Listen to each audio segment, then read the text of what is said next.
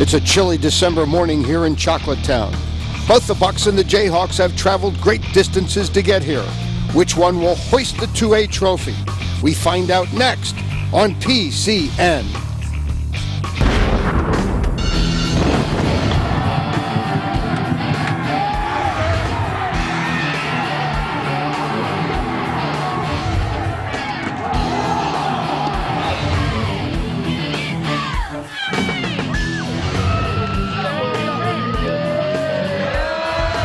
Today from Hersheypark Stadium, the Pennsylvania Cable Network presents the PIAA Class 2A Football Championship. This afternoon's matchup, the Dunmore Bucks and the Jeannette Jayhawks. Good afternoon, everyone, and welcome back to another day of championship football here on PCN. My name is Bob McCool. To my right, Steve Bowen, and to my left is Gary Sutton. Dunmore, the champions from District 2 at 14-1 on the season, taking on an unbeaten Jeannette Jayhawk team. They are 15-0 on the season. And Gary Sutton, when you take a look at this Dunmore Buck team, they may be small in enrollment, but in terms of physical stature, they are a big football team. Well, they're hoping the Buck stops here today with Jeannette, and they're coming in here 14-1. They lost one game all year long. Jack Hensis, their coach, he is a legendary coach there. Has been in coaching 41 years, 37 of them at Dunmore, has won 317 games during that time, lost 141, tied 8. But he has got a giant job at his hands today, but he's also got a giant front line to help to do it with. A lot of muscle up there, and he's a guy who has been around the block a few times, and one of the people that's going to help to generate some real offense today, sophomore Mike Perry, who has run 265 times for 1,603 yards this year, 17 touchdowns, is averaging 6.1 yards a carry. This is a very balanced team. They can throw the ball as well.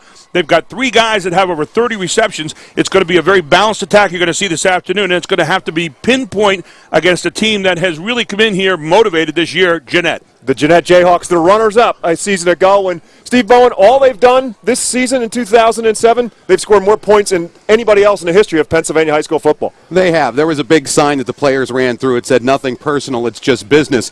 Ray Ritz, the head coach, says it's unfinished business because they were disappointed with how last season ended. But this season is totally different, and this is a different Jeannette team. Now, everybody's giddy all across the state and all across the country about his star quarterback, Terrelle Pryor, the only player in WPIAL history to pass and rush for over 4,000 yards in his career.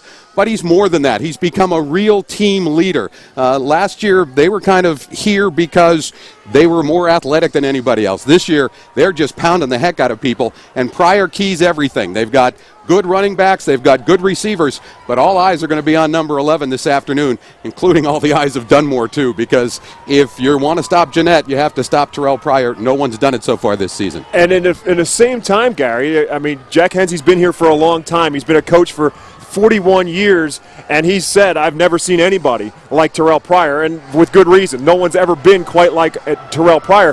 The best shot they have is to keep him somehow or another off the field. You can't keep him off the field because he plays defense, he plays special teams as well, but you got to keep the football out of his hands, otherwise they're going to put points on the board. And I think one of the things you're pointing out here, Bob, is execute. The best defense today for Dunmore is going to be the clock and having the ball in their hands and making sure that they don't make mistakes with it. They're going to have to be pinpoint, on target today in everything that they do, and I really think the only hope they have on the other side defensively is to make sure you make Pryor try to throw to beat you all day and keep those feet from having to scramble. The worst thing that can happen is when he has to make up his mind to try to get out of a pocket, he is dangerous like no one you've ever seen. He is a special football player, and we'll wait and see what happens this afternoon in the AA Championship.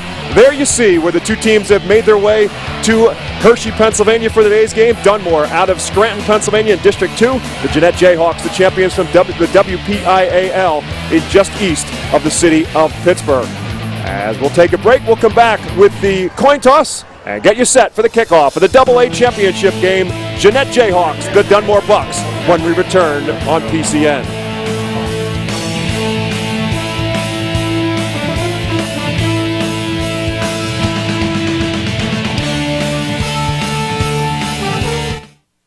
This PIAA Sports Championship on PCN is underwritten in part by the Association of Pennsylvania State College and University Faculties. Everyday ABSCOF faculty and coaches of the 14 state system universities are making the difference in the lives of students. Committed, dedicated, that's ABSCOF, Pennsylvania's own state system faculty. ImaginePlastics.com.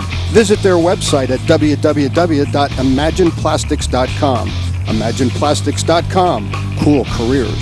The Pennsylvania State Correction Officers Association. We patrol the toughest blocks in the state. Lenahan and Dempsey. The right choice when things go wrong. A generous gift from Jeff and Jan Weinmiller. And by GreenFansTheMovie.net. A movie for the fans, by the fans.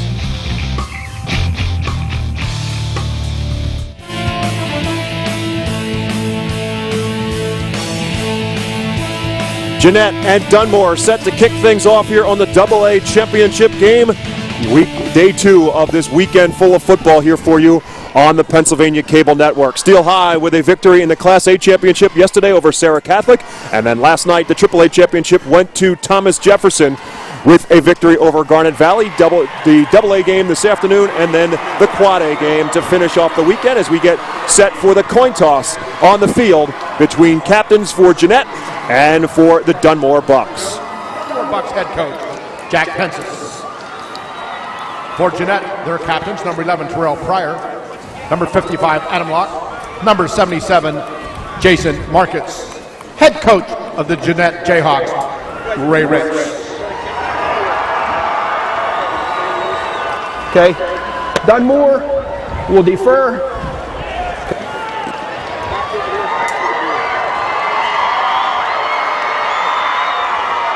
Thanks. Jeannette will receive. Good luck. So the decision rendered, and an interesting one. Jack Hensies and the Dunmore Bucks win the coin toss. They'll defer to the second half and say, we'll let Jeannette put their offense on the field first. I think it's really interesting. I think he wants to take his defense out there and see what they're made of and say, can we stop Pryor and company right out of the gate and get a little momentum going defensively? I think the other thing, too, is that there's been so much talk about this Jeannette team, and Dunmore's heard it, and they're probably sick of it. And I think this is a nice way of Hensies just saying, hey, guys, this is just a football team that we're playing against. We got 48 minutes. And, Gary, as you said, let's see what we can do defensively the first time out. We will stand for the playing and singing of our national anthem. Your hats as we honor the United States of America. Salute its leaders and members of the armed forces with the singing of the Star-Spangled Banner to be sung today by East Juniata High School senior, Miss Sarah Brotzman. Ladies and gentlemen, with pride, our national anthem. Oh, say, can you see by the dawn's early light what so proudly we hailed at the twilight's last gleaming, whose broad stripes and bright stars through the perilous fight o'er the ramparts we watched were so gallantly streaming, and the rocket's red glare, the bombs bursting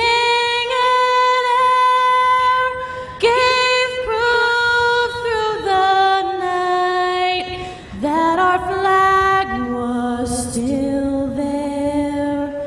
Oh, say does that star-spangled banner yet wave o'er the land of the free and the home of the brave. A great crowd on hand this afternoon for this AA championship game. Waiting to see what Terrelle Pryor and company of the Jeannette Jayhawks are all about, perhaps. Jeannette, again, got to this championship game a season ago, lost a heartbreaker to Wilson area by a final score of 29-28. Our officials for today's game, Francis Snyder is our referee, the umpire, Larry French, linesman is David Reiner, the line judge is Charles Reeser, the field judge, Greg Harkins, the side judge, Phil Martin, and the back judge, Joe Klebon. And the Dunmore Bucks will kick off to Jeannette. As Gary said, Jack Hensies, the head coach for Dunmore. 41 years as a head coach. He is in the Pennsylvania State Football Coaches Association Hall of Fame. 37 of those seasons at Dunmore, 317 wins, 141 losses, 8 ties. There is Jack Henzies. You know you've got to be a football coach for a long time. You've got 8 ties. That's exactly right. Something that does not happen ever anymore. By the way, they're also kicking into the wind here as you look left or right on your screen. The wind actually coming back in Dunmore's face, right to left. So Jayhawks will have the ball and the wind to start the game. Dunmore will have some choices as we get ready to start the second half. Sean Gilroy will kick off. The return men, Jordan Hall, Kenny Grant, and Terrelle Pryor in the middle of the two of them. They tried an onside kick, and it didn't go far enough before it was touched. So it will be Jeannette ball at the 49 of Dunmore. Or will they re-kick it again? They'll probably call a penalty, you would presume. You're going to trot it back 5 down. Back them up 5 yards. So perhaps that's part of the strategy for Jack Henzies and his coaching staff. And that's why they decided to kick off, was that they had the onside kick up their sleeve. There is Ray Ritz, the head coach for the Jeannette Jayhawks. It's his 3rd season as a head coach, 37-4 in those 3 years. He's been an assistant at Jeannette for a long time, 22 years before taking over the head coaching job for Jeannette. And the ball was blown dead. So that's why it's the 5-yard penalty and they re-kick it. So they back them up 5 yards.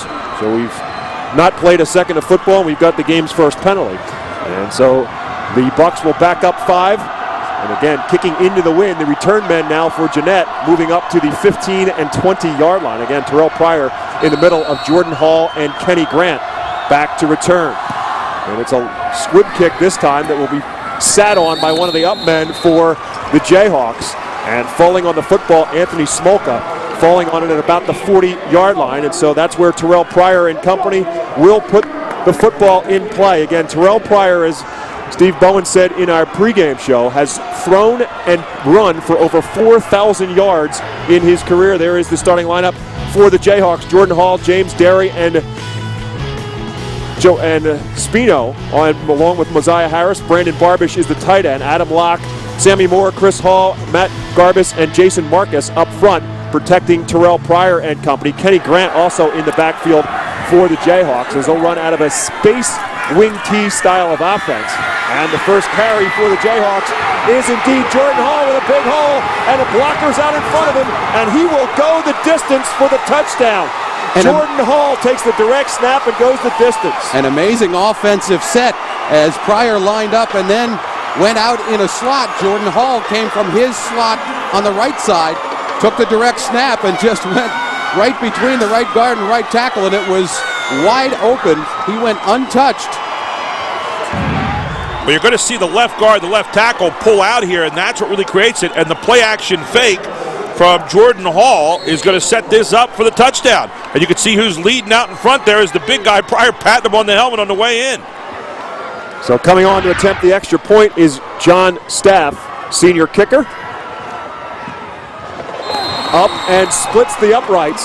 11:48, just 12 seconds into the contest, and the Jeannette Jayhawks strike first, 7-0. The drive was one play. And, you know, it's interesting. The hole, now watch this hole. Take a look right here. You're going to see, stop right there. You got both guard and the tackle pulling, and then you're going to have the ball fake right in here. Watch the play. Ball fake there, and then take a look at the hole right here. Whole way through, and you got nothing but daylight. And taking it to the house, and there's Pryor, his escort on the way in. And on the way in, he says, way to go, big fella. Look at the hole right there. You saw the pulling guard, pulling tackle, and you're looking at number 55, Adam Locke, and 77, Jason Marcus. And those two guys opened up a hole that absolutely easy to run through for the TD. So if the strategy for the Dunmore Bucks was to kick off and say, let's put that offense on the field, well, strategy number one backfired. We go down to the field now, the fourth member of our broadcast team, and that is Mike Krause. Bob, you had mentioned Dunmore's last appearance here in '89. They threw 57 points on the board, and yet they hold the highest point total of all the PIAA finals. So they wanted to find out their defense. Jeannette averages 2 touchdowns per quarter, and they wanted to see how they measured up. Evidently, they learned a lesson in that first possession. You know, Steve, pretty brilliant call. All week long, you've been hearing nothing but Terrelle Pryor, Terrelle Pryor, Terrelle Pryor. And the first play of the game, Terrelle Pryor not involved. Well, and certainly he's the linchpin, and Ray Ritz calls him the X factor every time they play. But they got some other players too. Not involved except as a decoy that time. The kickoff here. Mark Fortes on the return across the 30. Runs into his own man at the 35-yard line, but a good return for the Bucks. Taking it out just shy of the 40-yard line to the 39, and that's where Dunmore will start 1st and 10 under the direction of their quarterback, Miller Holmes. Very good football player. He's a junior, been starting since his first game as a freshman at Dunmore High School. The front five for the Bucks: Matt Jones is the center, the guards Mike McHale and Robert Hoover, the tackles Ryan Itutis and Justin Mitchell, the tight end is Pat Hart, wideouts J.J. Dempsey and Mark Fortes, the fullback is Tom DeLella, and the tailback Mike Perry, the sophomore 1,000-yard back for the Dunmore Bucks, starting from their own 39-yard line. And they will give it to the sophomore running back to start the football game with a great surge right up the middle. Perry just pushing forward. And the defense for the Jeannette Jayhawks. Up front, it's Jason Marcus, Montel Walker, and Chris Hall in a front three. The four linebackers, Jordan Hall, five linebackers, Kenny Grant, James Derry, Mike Matt, and Adam Locke. The corners, Cameron Baraji, Mosiah Harris, and Terrelle Pryor. We'll change that. Mike Matt is out of the game with an injury. So we'll get the change at starting lineup after a 6-yard gain for Dunmore to start the football game. It's 2nd and 4, and a penalty before the snap of the second play for the Dunmore Bucks. Yeah, there was movement on the right side of the line just before the snap, and that causes the illegal procedure. All the talk about Pryor and the offense and the mercy ruling and everything. I have a dead ball, false start on the offense, 5-yard penalty, repeat first down. Lost in all that discussion is the fact that their defense has played repeat second down, has played lights out all season as well, giving up just 8 points a game. So heady task for Dunmore, but as we mentioned, if they can run the football, if they can control the line of scrimmage, that is certainly a card up in their favor. 2nd down and 9 after the procedure penalty called against the Bucks. There's a good look at Miller Holmes, their 5'11", 185-pound junior quarterback, as he will send Fortes in motion right to left. Perry, the lone back in the backfield, will get it on a toss sweep. Turns the corner, maybe picks up a yard or two, and that's it, to the 41-yard line. And it will bring up 3rd down and about 8. Jordan Hall on the tackle that time for the Jayhawks. You're talking about their defense. Only one time during their 9-game regular season schedule did the Jayhawks of Jeannette give up more than 7 points. Pretty incredible number right there alone, as you saw them very quick laterally along the line that time. One of the advantages that Dunmore does have in this game, they have a much bigger offensive line, especially when you have Ryan Itutis, 281, and Mitchell at 312 on the right-hand side, Jones on the left-hand side at 290. 3rd down and 8. Miller Holmes wants to throw the football for the first time, and the pass is caught. Completing the pass is to Kevin Spager. Spager into Jeannette territory before he's finally brought down inside the Jayhawk 40-yard line, down to about the 37. Spager did a great job after he caught the football. He put on the little pivot move, and that freed him up from the pursuit coming up. Get a good for 22 yards and a big first down for Dunmore. Just a simple down and out, man-to-man, and a great job at the end to finish off the play there. And on the move right now, the Dunmore Bucks. First down of the football game for Dunmore, and the 20th reception of the season for Kevin Spager. And so now Dunmore has it in Jeannette territory at the 37-yard line. They'll go back to the power game of the sophomore running back Michael Perry, over 1,600 yards coming into this afternoon's contest. He plows it inside the 35 to the 33-yard line. Pickup of about 4 on the play. Been impressed so far with the motion of Miller Holmes. Might be the best pure-looking passer we've seen so far in the tournament.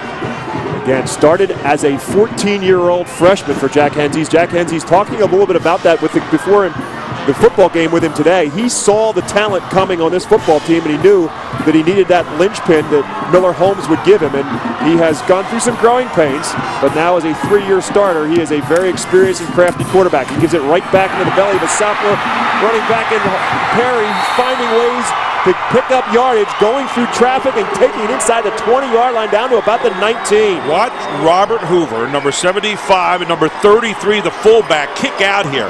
Hoover, number 75, we'll see it here in a moment, and he is going to pull out and lay a block you can't believe. Now here he is, right there.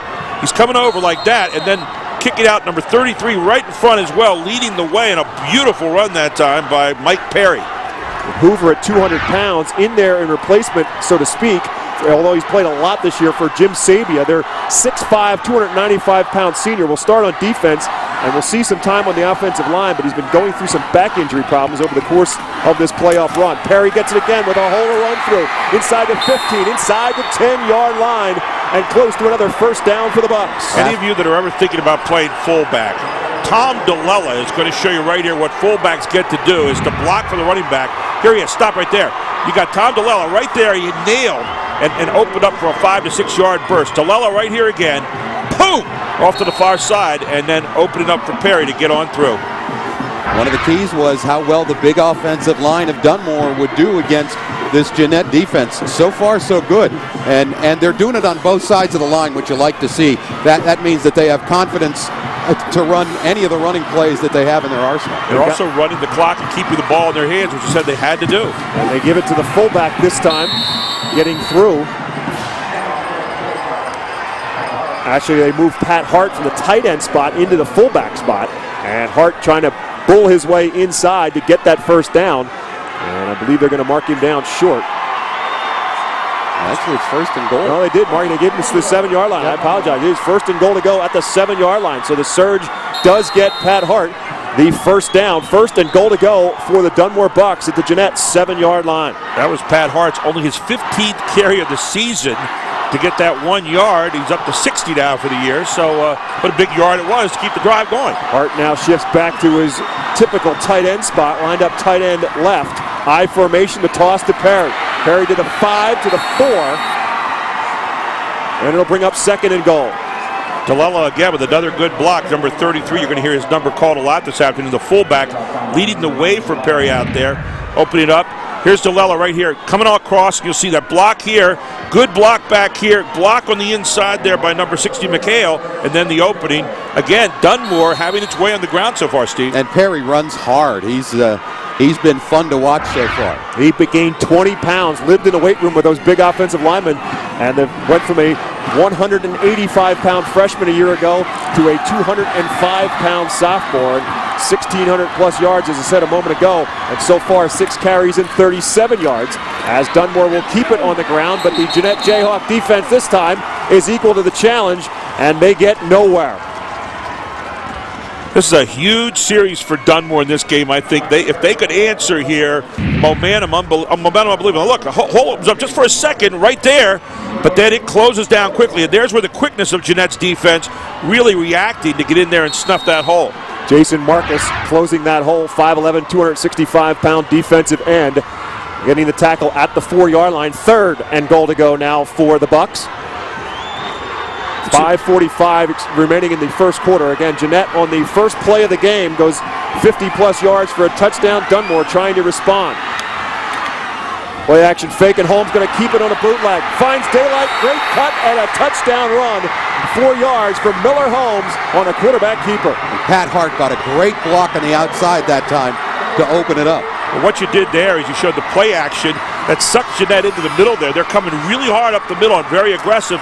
And then the bootleg play with the option to pass really finished it off. So the ball fake there to freeze everybody for a moment. Then round in the end, and no one was home because everybody got sucked in on the dive. 10 plays, 61 yards. As important, 6 minutes and 14 seconds off the clock. Big extra point, up and good. 5:34 remaining first quarter. Jeannette scores in its first series. Dunmore scores on its first series.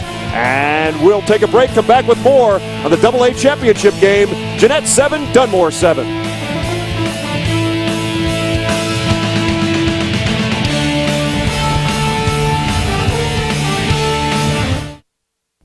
Reaching, caring, inspiring, teaching. Every day, APSCUF faculty members of the 14 state system universities are making the difference in the lives of students.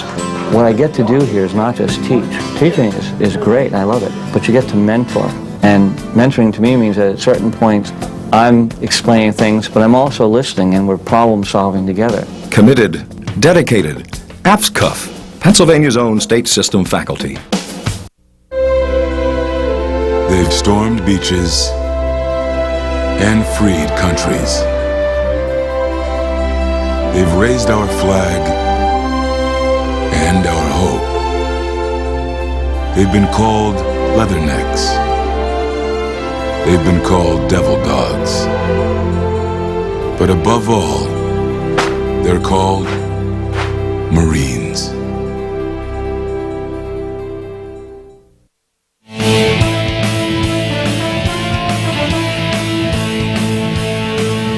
Six minutes plus into the first quarter, and we've seen what both teams have done to get to this championship game. We've seen the explosiveness of Jeannette. We've seen the power and surge of the Dunmore Bucks. Kind of what we talked about. Jeannette takes a half a minute.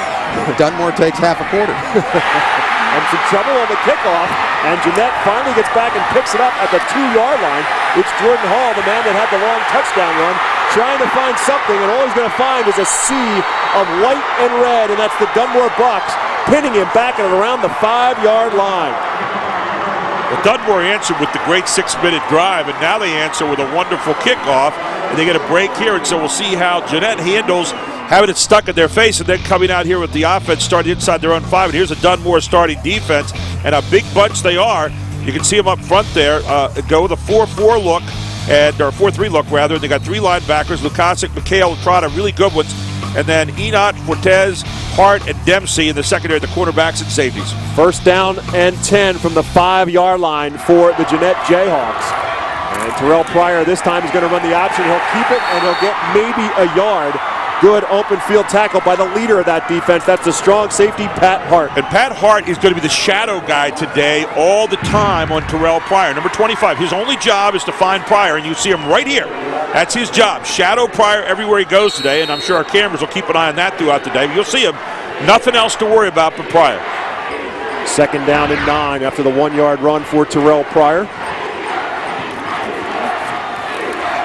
Pryor this time will step back into the shotgun. He's going to send 4 receivers to the right side and 1 to the left.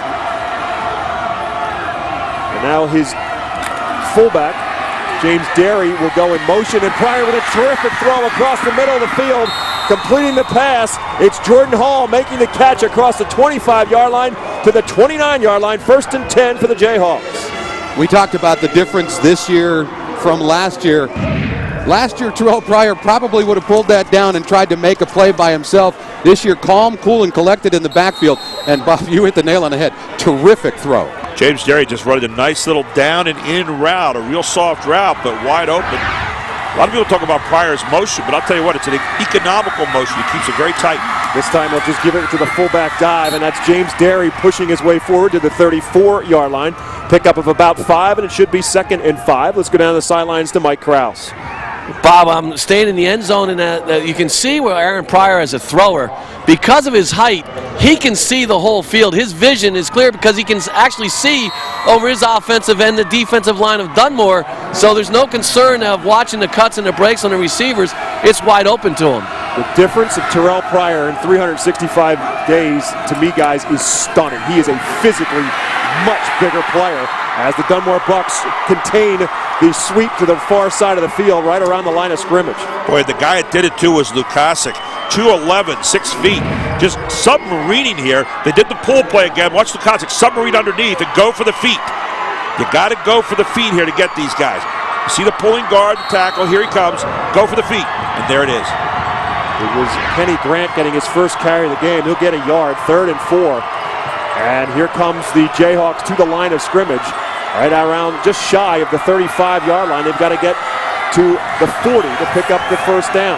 Pryor under center, fakes the handoff, and he's in trouble in the backfield, but that's his specialty. And he finds daylight, and he finds a receiver. Good for a first down into Dunmore territory. Breaking tackles, it's Kenny Grant finding daylight all the way down inside the 20-yard line. First and 10 for the Jayhawks at the Buck 18-yard line. Again, the difference is that this year Terrelle Pryor looks down the field as he's scrambling and finds Kenny Hart and hits it with another nice pass.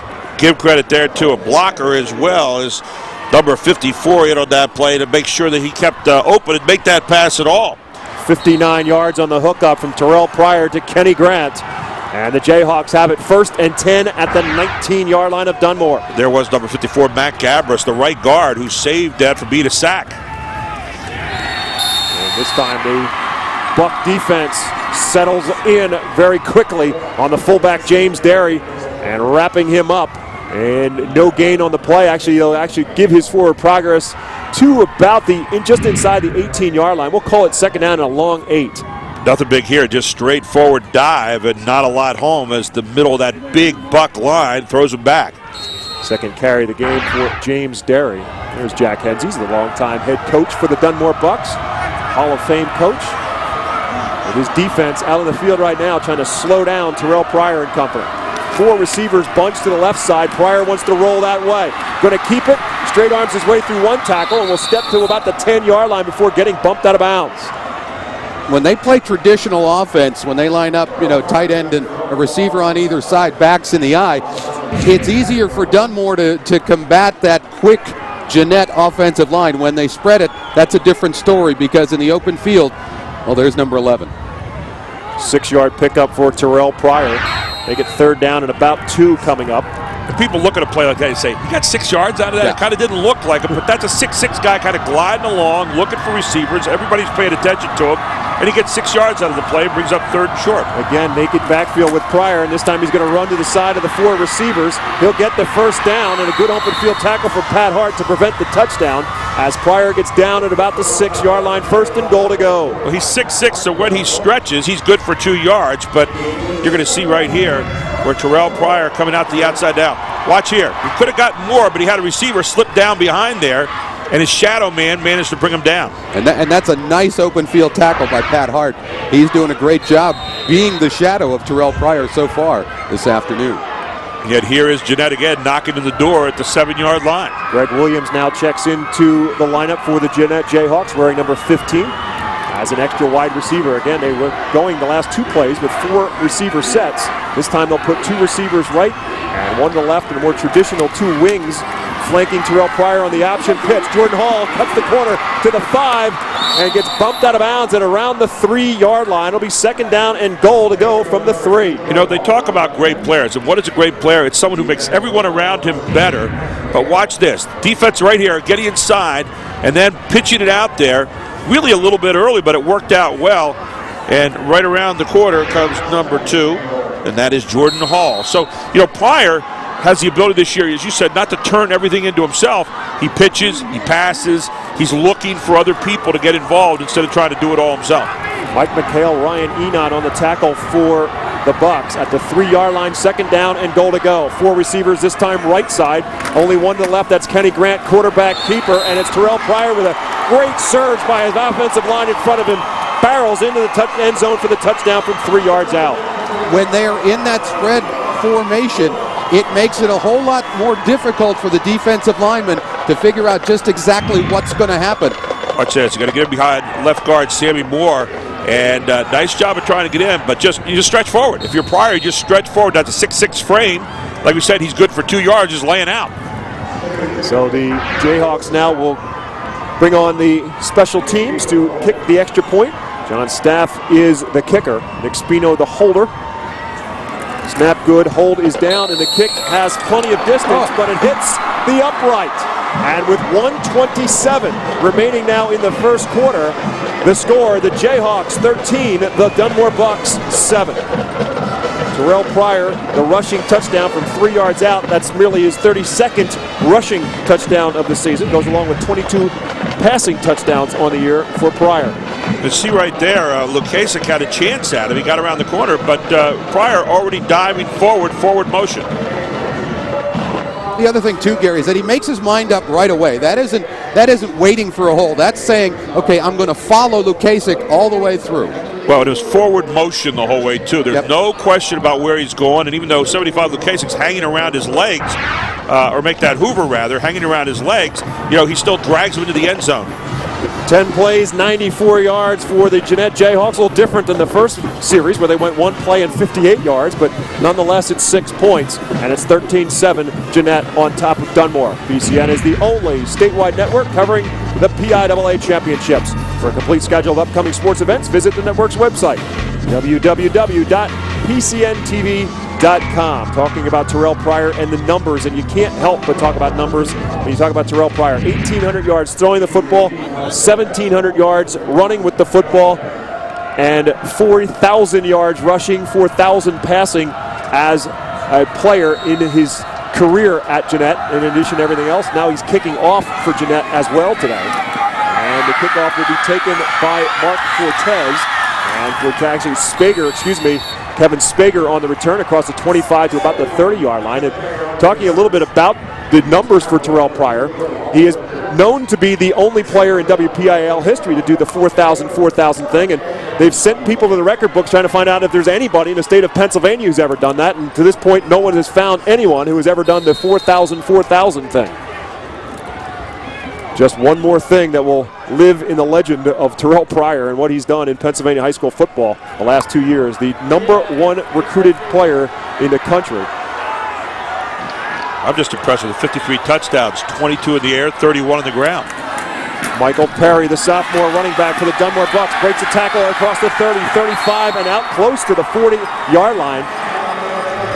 It's been an offensive game so far. You take a look right here. Here's Dunmore. And you can see great pass downfield here by Miller Holmes, showing you they know how to get that done. And then here's the handoff to Perry, and Perry slashes over the left side.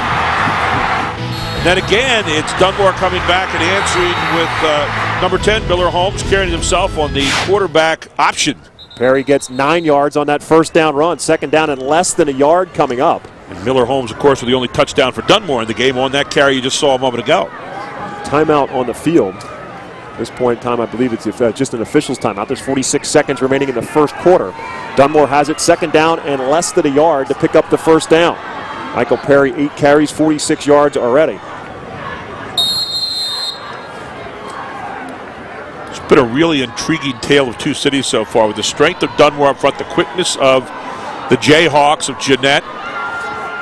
We're seeing them all here so far, and I'll tell you what, Dunmore doing a good job of getting what they want offensively. They don't seem to be awed at all by Jeannette. And there you see Mike Perry, 6 attempts, 37 yards, 6.1 average, right on his season average so far, but nothing going this time. No, as they go with the fullback dive play to DeLella that time, and he is stuffed and pushed backwards. They will give his forward progress back to the original line of scrimmage, so it'll bring up third and a yard. Jason Marquez there with the tackle for Jeannette. That'll be the final play of the first quarter. And it's a fast-moving football game and an explosive one so far. Both teams putting points on the board, but at the end of one quarter play, the AA state championship game, the Jeannette Jayhawks 13, the Dunmore Bucks 7. We'll take a break. We'll come back with more on the Pennsylvania Cable Network.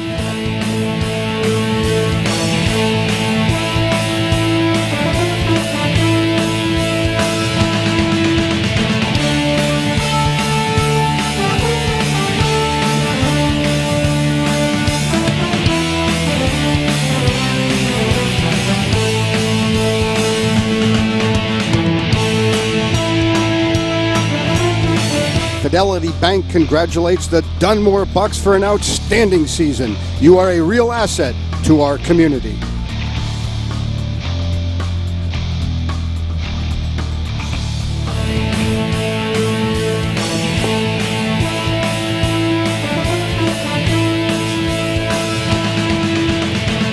(13-7) Jeannette on top of Dunmore. The Bucks have the football alongside Gary Sutton, Steve Bowen. My name is Bob McCool, and on the sidelines, Mike Krause. Bob, Michael Perry, as you see, is the workhorse with that 6.1 average. And what concern of Ray Ritz is he endearingly labeled him the little bull because he's just got concerns about his strength and his power. 5'10", 205 pounds is Mike Perry, as I said, in the weight room and spending a lot of time putting on 20 more pounds of bulk this season. And you see the numbers so far. Jeannette, terrific balance to say the least. Dunmore rushing the football very well.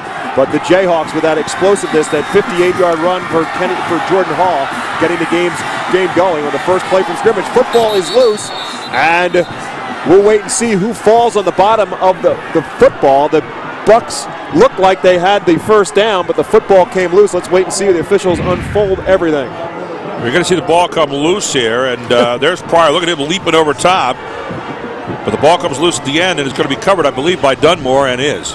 But it is a first down for Dunmore. Forward progress all the way out to the 45-yard line. So the Bucks pick up their third first down of the football game. 1st and 10 at the 45-yard line. And that hurdle looks great, but it really didn't help them at all defensively because Pryor just took himself out of the play that time. It was a quick hitter up the middle. Jeannette needs to tackle because the offensive line of Dunmore is doing a great job of getting their running backs into that next level.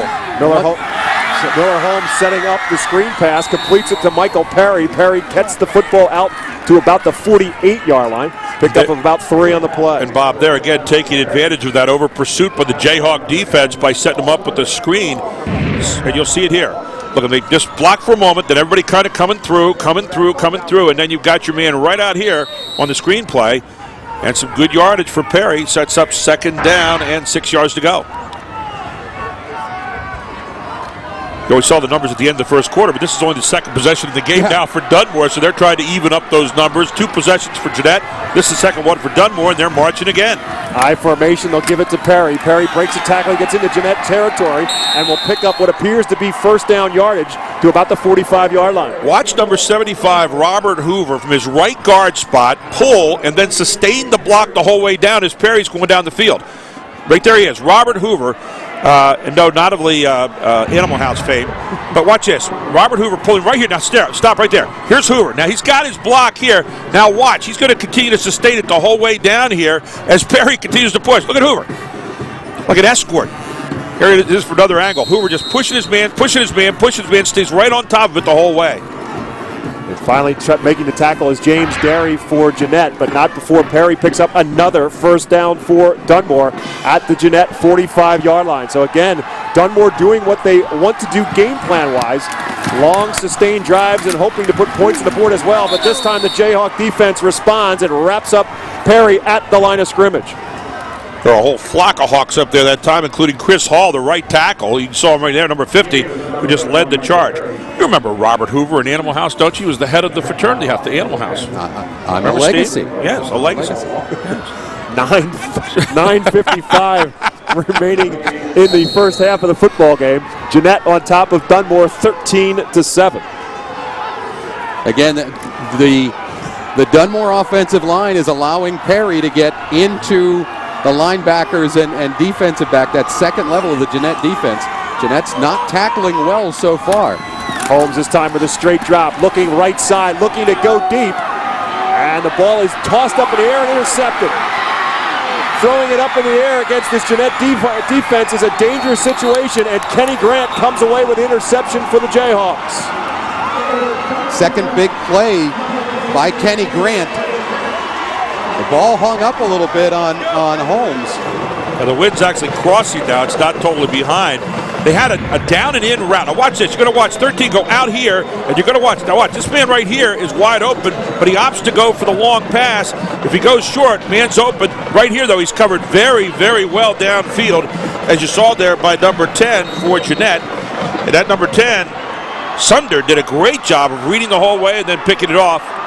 Right, he didn't pick it off, but he actually played it well the whole way. Number 22, Kenny Grant, obviously gets the interception. And gets Jeannette into Dunmore territory as well. 1st and 10 at the 48-yard line. Pryor trying to work his magic. Straight arms his way out of a tackle at the 45 when we run out of bounds at about the 43, 44-yard line. One of those plays you talked about, Gary. He picks up 4 or 5 yards, and you say, well, wait a minute. They had him back behind the line of scrimmage. 3 stiff arms. So watch him. He's got to put here. Here's the first stiff arm right there. Boom. Stiff arm there. Now he's going to come over here. He's going to go stiff arm here. Boom. That's number 2. Now again on number 13. Boom. One more time. And then he just kind of glides out of bounds. Just 4-yard pickup. 2nd down, 6. And again, mentioning the size difference of Terrelle Pryor, Ray Rich said before the game, he basically has lived in the Jeannette weight room. They've got to pull him out of there on occasions. And Jordan Hall will take the carry now on 2nd down and 6. He'll get to about the 40-yard line. I'll bring up 3rd down and about 2 for Jeannette. I'll tell you one of the things I'm more impressed with Pryor on this year than I was last year, obviously, is his ball handling. You can see he's really paid some attention. I know he went to a quarterback camp in the offseason, but his ball handling, Steve, is much better. See, I keep thinking of you as Robert Hoover, the legacy now. I understand. 3rd down and a long 3 coming up for Jeannette at the 41-yard line. Interesting, after the first play explosion by Jeannette, they've shown an ability to run the football and take time off the clock, which doesn't play into Dunmore's hands at all. 4 receivers split to the left side. And now one of those receivers will go in motion. That's Mario McGowan, and Pryor in trouble in the backfield and going to get thrown down by who else but Pat Hart all the way back at the 49-yard line. Great play by Hart that time, but a smart play by Terrelle Pryor. Nobody open, didn't have any room to run, took the sack rather than trying to make a play. Well, you saw Chris Mecca, the left end, coming up there too, and then right alongside of him, as we said earlier, the shadow man Hart, the strong safety, and Hart came right with him, and they just had too many people on that side to tackle, came from the blind side, and a good sack there, and a big sack right now for a Dunmore team that needs to get something stopped right here. 4th and 11 now after the 8-yard loss on the sack by Pat Hart of Terrelle Pryor. But with that explosive offense, Ray Ritz is going to leave it out on the field, you would presume. Or will they go with a quick kick? They do, with Pryor back there. And Dunmore was expecting it as they had the return man, Spager, back to return. It will roll dead inside the 25-yard line at about the 22. 7 minutes, 28 seconds remaining in the first half. Jeannette on top of Dunmore, 13-7. The Bucks have the football when we return.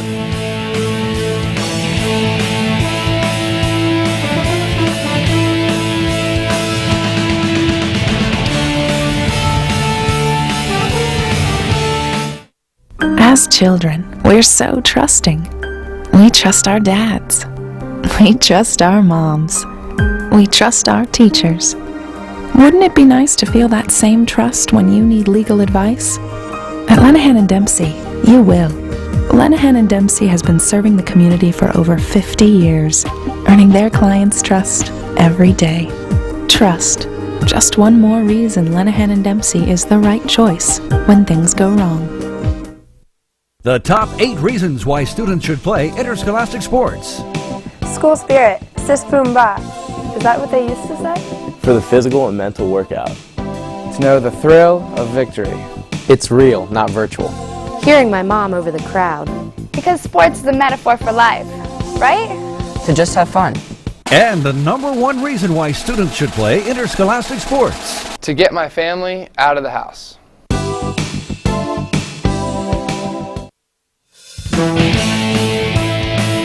It is a bitterly cold December afternoon. Snow in the forecast. Again, if you're just tuning in, the Quad A championship game tonight between Parkland and Pittsburgh Central Catholic is a 5 o'clock kickoff. This game, the AA game, moved up an hour because of an impending snowstorm across central Pennsylvania. The Dunmore Bucks looking to put together some kind of a drive here themselves, trailing 13-7, starting from their own 25-yard line. They'll go back to Michael Perry, their tailback, and he'll get maybe a yard. That's it. Take a look at Michael Perry right here, the running game. Michael Perry, only a sophomore, 1,600 yards this year. Take a look. Averaging 6.1 yards to carry this game. You can see why. A big front line, but he takes advantage of those holes and hits them very quickly. Talked about the weight room this year. You can see the strength and the acceleration. Michael Perry over the left side has had an outstanding game here thus far. Dunmore with victories over Lansdale Catholic, the District 1 champion, and Loyalsock, the District 4 champion, to get here. And Perry in that Loyalsock game, 245 yards. He had zeroing in on 2,800 yards in his career already. Again, as Gary said, just a sophomore. Here comes the toss to Perry. Blockers out in front of him, and he'll get it out to about the 28-yard line. It'll bring up 3rd and long for Dunmore. Good play call, but an outstanding job of occupying 2 blockers by Terrelle Pryor to really kind of take the blocking scheme down a couple of notches and allow his mates to come in and make the tackle. We've talked about this before. As great of a player offensively as Terrelle Pryor is, he's a pretty good defensive player as well. Yeah. He had a 100-yard interception return for a score in the playoffs. You commented before the game too, Bob, and I agree with you. He looks like a much stronger guy this year than he was this time last year. Just physically bigger, no question about it. 6'6" and much, much stronger. Perry now will go into motion and a naked backfield behind Holmes as they'll set up a screen. It'll be ruled incomplete. They wanted to dump it off to Spager on a flanker screen, but it will be an incomplete pass. We had the blitz from Pryor, and that's why he had to throw it early. Pryor just came. He just came flying up the gut, and no one could put a hand on him, and you'll see it right here. He just comes coming right on through and just boom. Not only that, but Sean Sunder broke through from the middle, so there wasn't much that Miller Holmes could do. Shaw Sunder, an interesting story. He was injured in this game last year. Actually suffered a lacerated kidney, a very serious injury a year ago. He was forced to miss the entire basketball season. Again, that's a part of it. These Dunmore, his Jeannette Jayhawk team is also makes up a terrific basketball team as well, led by a guy by the name of Terrelle Pryor. And on the punt return, Terrelle Pryor is pinned backwards, back inside the 25-yard line. Great job on special teams by Dunmore, wrapping up Pryor at about the 23-yard line. Well, if Dunmore is supposed to be on today, they have certainly not showed it so far. These guys are tough. No, this has been very compelling because each team has played to their strengths so far and has been successful, which, you know, makes for a real fun football game to watch. 1st and 10 for the Jayhawks, their 4th offensive possession. They've scored twice, they've punted once. They'll give it to Jordan Hall on the sweep. Hall breaks a couple tackles and gets out close to a first down. Great effort by Jordan Hall, diving forward and getting close to a first down depending on the spot. Lest you think that Pryor is the only one out there, Hall, who scored the game's first touchdown, or this little inside jet play around the corner. Watch the inside handoff, and then you're going to see, stop right here. Look at the blocking right here on the outside. You got a lead block coming up here. You got one to the inside, sealing off, and Hall's going to get right around the corner with that move. Good blocking by that front line again on the left side. And you saw out there on the left guard, Sammy Moore, number 56, Matt Gabris again, or make that left tackle, Adam Locke, number 55, doing a great job. Second down and 1, after the 9-yard run by Kenny Grant. Now Pryor out of the shotgun, going to keep it. Design quarterback draw play, 1st down and more. Pryor in the open territory, 40, 50. Dunmore territory to the 40, down the sideline he goes, and he's going to finally be run out of bounds at about the 15-yard line. Ladies and gentlemen, you've just witnessed what makes him so special. Glides through that hole, but as soon as he saw big 76 come in, Jim Sabia got a little bit of pressure by design. He just took off. Well, you saw the blocking again. The inside guys pushing back, open up the hole right here. You got 2 blocks, and then he just glides. Look at the eyes up all the time. 6'6", looking out over everybody, picking his spots. This looks like a big cruise ship moving down the field nicely. 1st and 10 at the 15-yard line, a 53-yard run for Terrelle Pryor.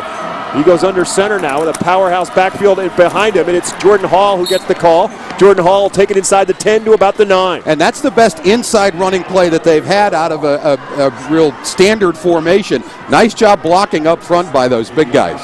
Surge gets about 6 on the play inside the 10-yard line, the tail end of the football at the 10. 2nd down and about 5 coming up for the Jayhawks at the 10-yard line. 5 carries, 79 yards for Jordan Hall. Of course, 58 of them on the first play from scrimmage for a touchdown. Same look with that powerhouse backfield, but a whistle and a penalty flag before the snap. Time clock ran out. So that will back up Jeannette on what will be the first penalty assessed against the Jayhawks in the game. And the delay of game penalty back to the 15-yard line. Make it 2nd and 10. Have a dead ball, false start on the offense. 5-yard penalty, repeat 2nd down. It's 5 yards, just a different variety as we get the official call from Francis Snyder, our referee. 5-yard procedure penalty.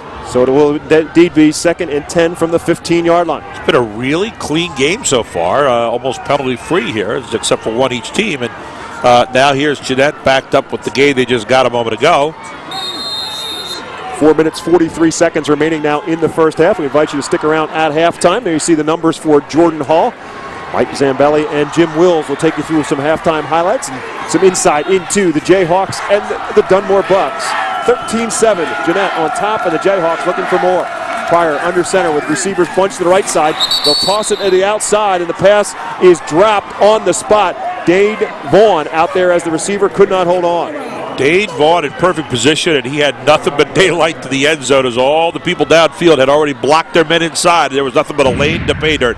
Well, it's interesting that they call this an incompletion. It almost looked like a lateral, and Jeannette might have benefited from them calling that an incomplete pass. Dunmore with a similar call their last possession. Flanker screen that looked like it could have been ruled a lateral, but both passes considered forward passes. Yep. And an incomplete pass at the same time. Stops the clock now.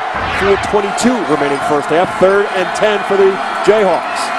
This time, 4 receivers left side, 1 to the right of Terrelle Pryor. Watching the draw, too. And they throw it this time, flanker screen to Jordan Hall with blocking in front of him, and he will cruise into the end zone from 15 yards out for the touchdown. Didn't work on the right side, so try it on the left side, and well blocked again, Gary, just like you pointed out on the last one. Outstanding blocking on that flanker screen. Well, and the best block is number 10, Sean Sunder here over the side. I'll watch.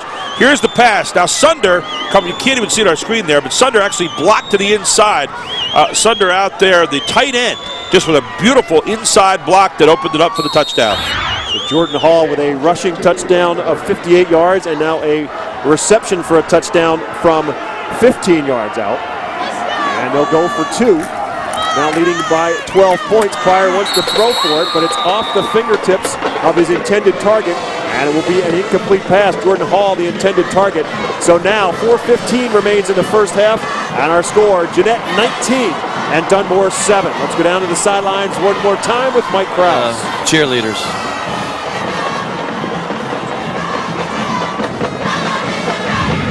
Mike Perry, the Aqua now.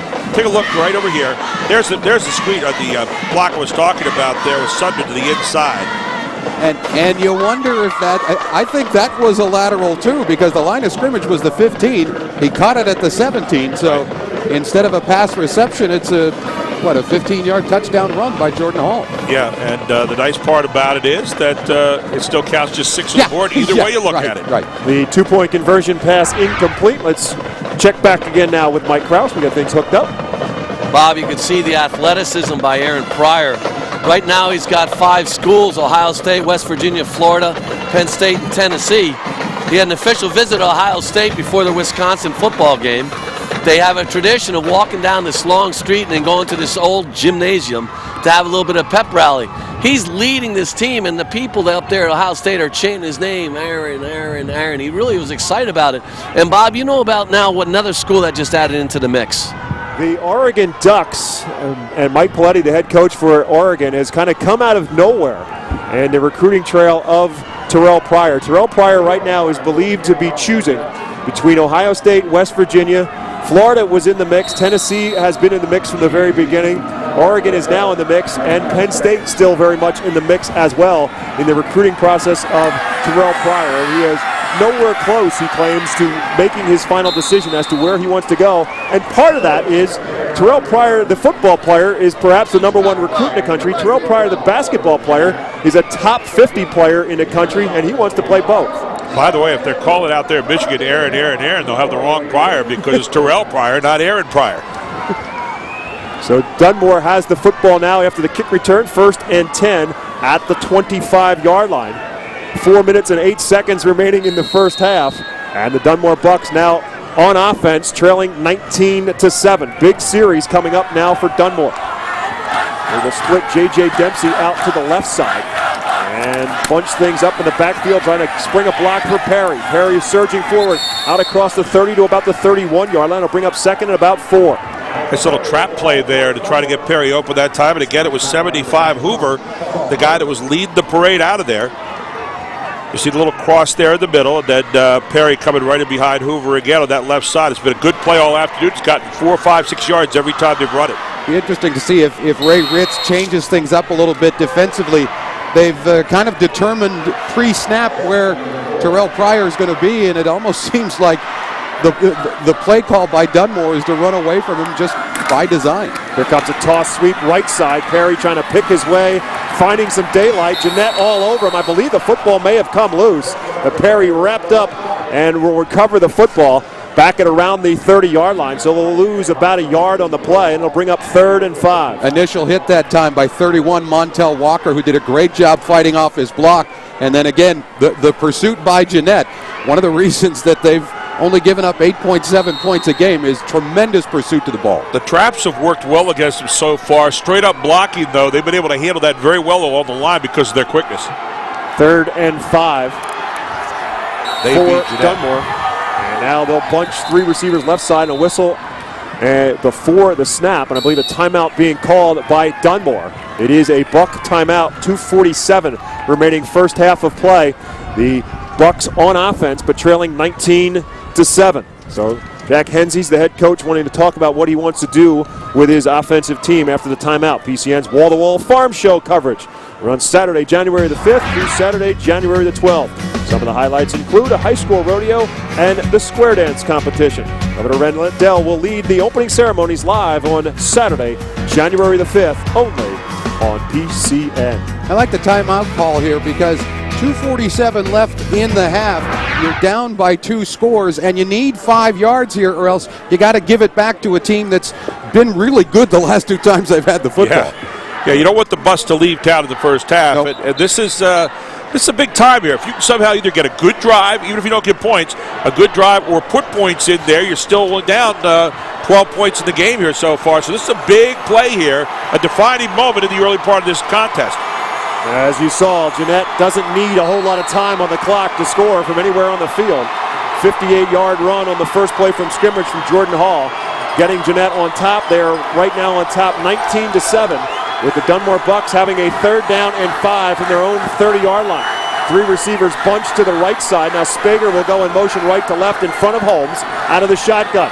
Deep drop, looking to go deep, looking to go down the field, and the pass will be incomplete.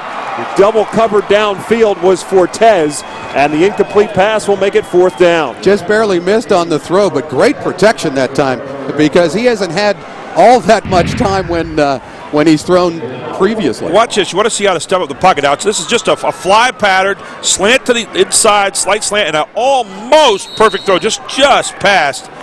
A good toss here by Miller Holmes, about 45 yards in the air with a fairly stiff wind here this afternoon. And that free safety, by the way, a 6'6" guy, you got to throw it over the top of Terrelle Pryor. So dangerous that if Terrelle Pryor picks that off with open territory to run the football. Now the punt return. Jordan Hall, blockers out in front of him, 40, 50, down the sideline he comes. A wave of Jeannette Jayhawks in front of him to the 20. One more block to the 15, and Jordan Hall will take it the distance. 71 yards and a punt return for Jordan Hall. And big job by Terrelle Pryor, not only pointing the way, but then a big block downfield by number 11. But that was well set up, and they just showed again why they average so many points. They can hurt you in so many ways.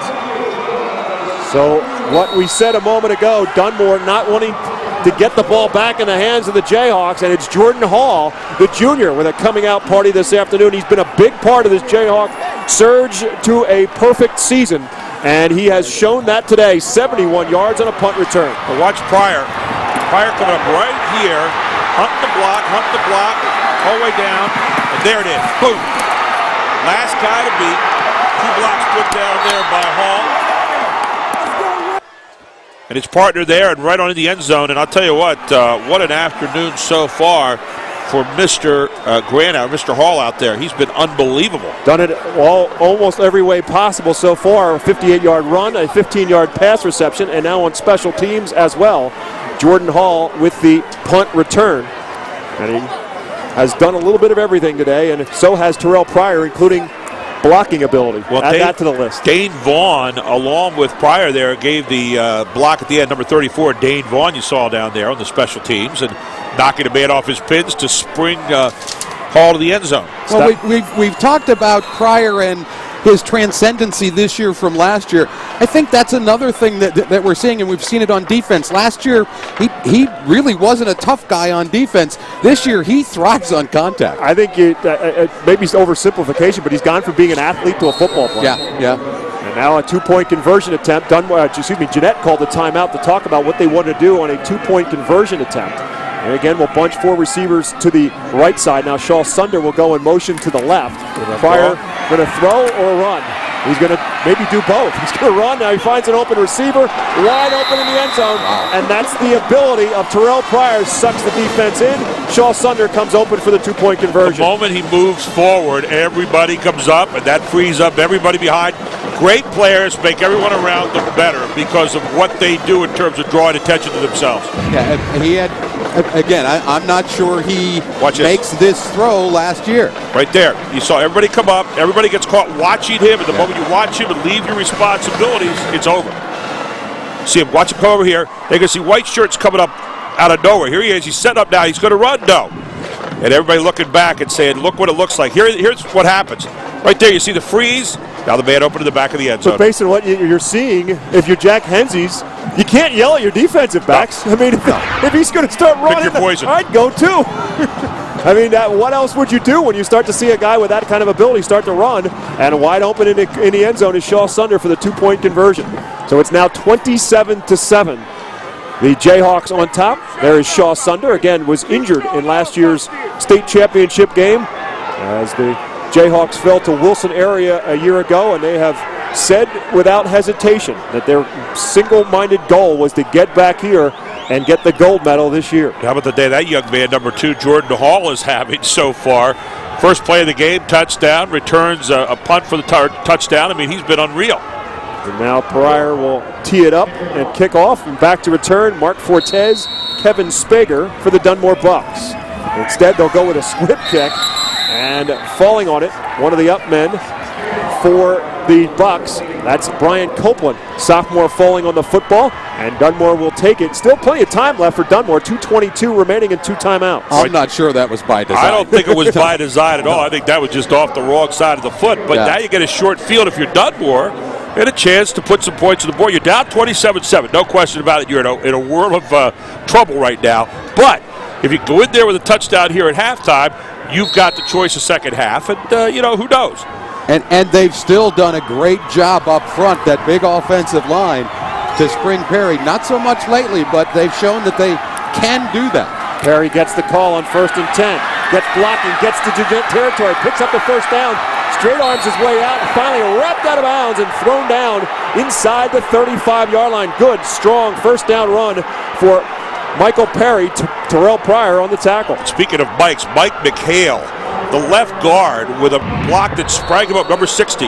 Right up here, you said good block into the inside here. And then Perry going forward again. You give Perry a hole, and he hits it about as quickly as anybody. And he's got a bit of a stiff arm, too. We've seen some pretty good ones so far this afternoon, both by he and Terrelle Pryor. And Jeannette will call the timeout.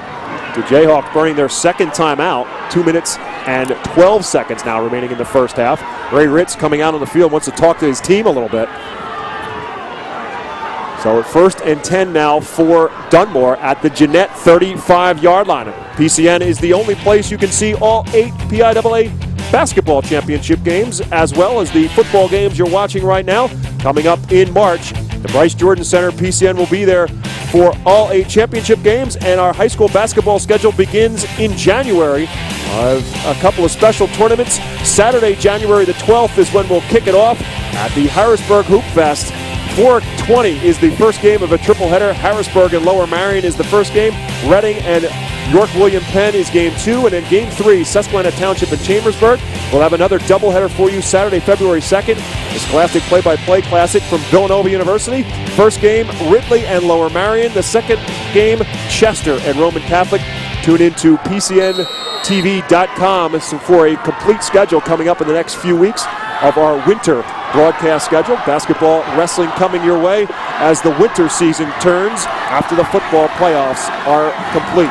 1st and 10 for Dunmore. I formation. Perry with another big hole to run through, and he'll take it for another 5 or 6 yards down inside the 30-yard line. I love those 2 calls. You're down 20 points, and it's towards the end of the first half, and you got stuffed the last 2 times, but you go right back to what got you to this game, and that's power running the football, and they've done an outstanding job. No panic whatsoever on this Dunmore Bucks team. Mitchell and Hoover on that right side, the right guard, right tackle. Number 75 and 52 is where they're running at the moment.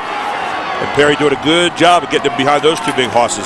5 yards on the first carry, gets it right back again on 2nd and 5, and this time he'll pick up about 3 more.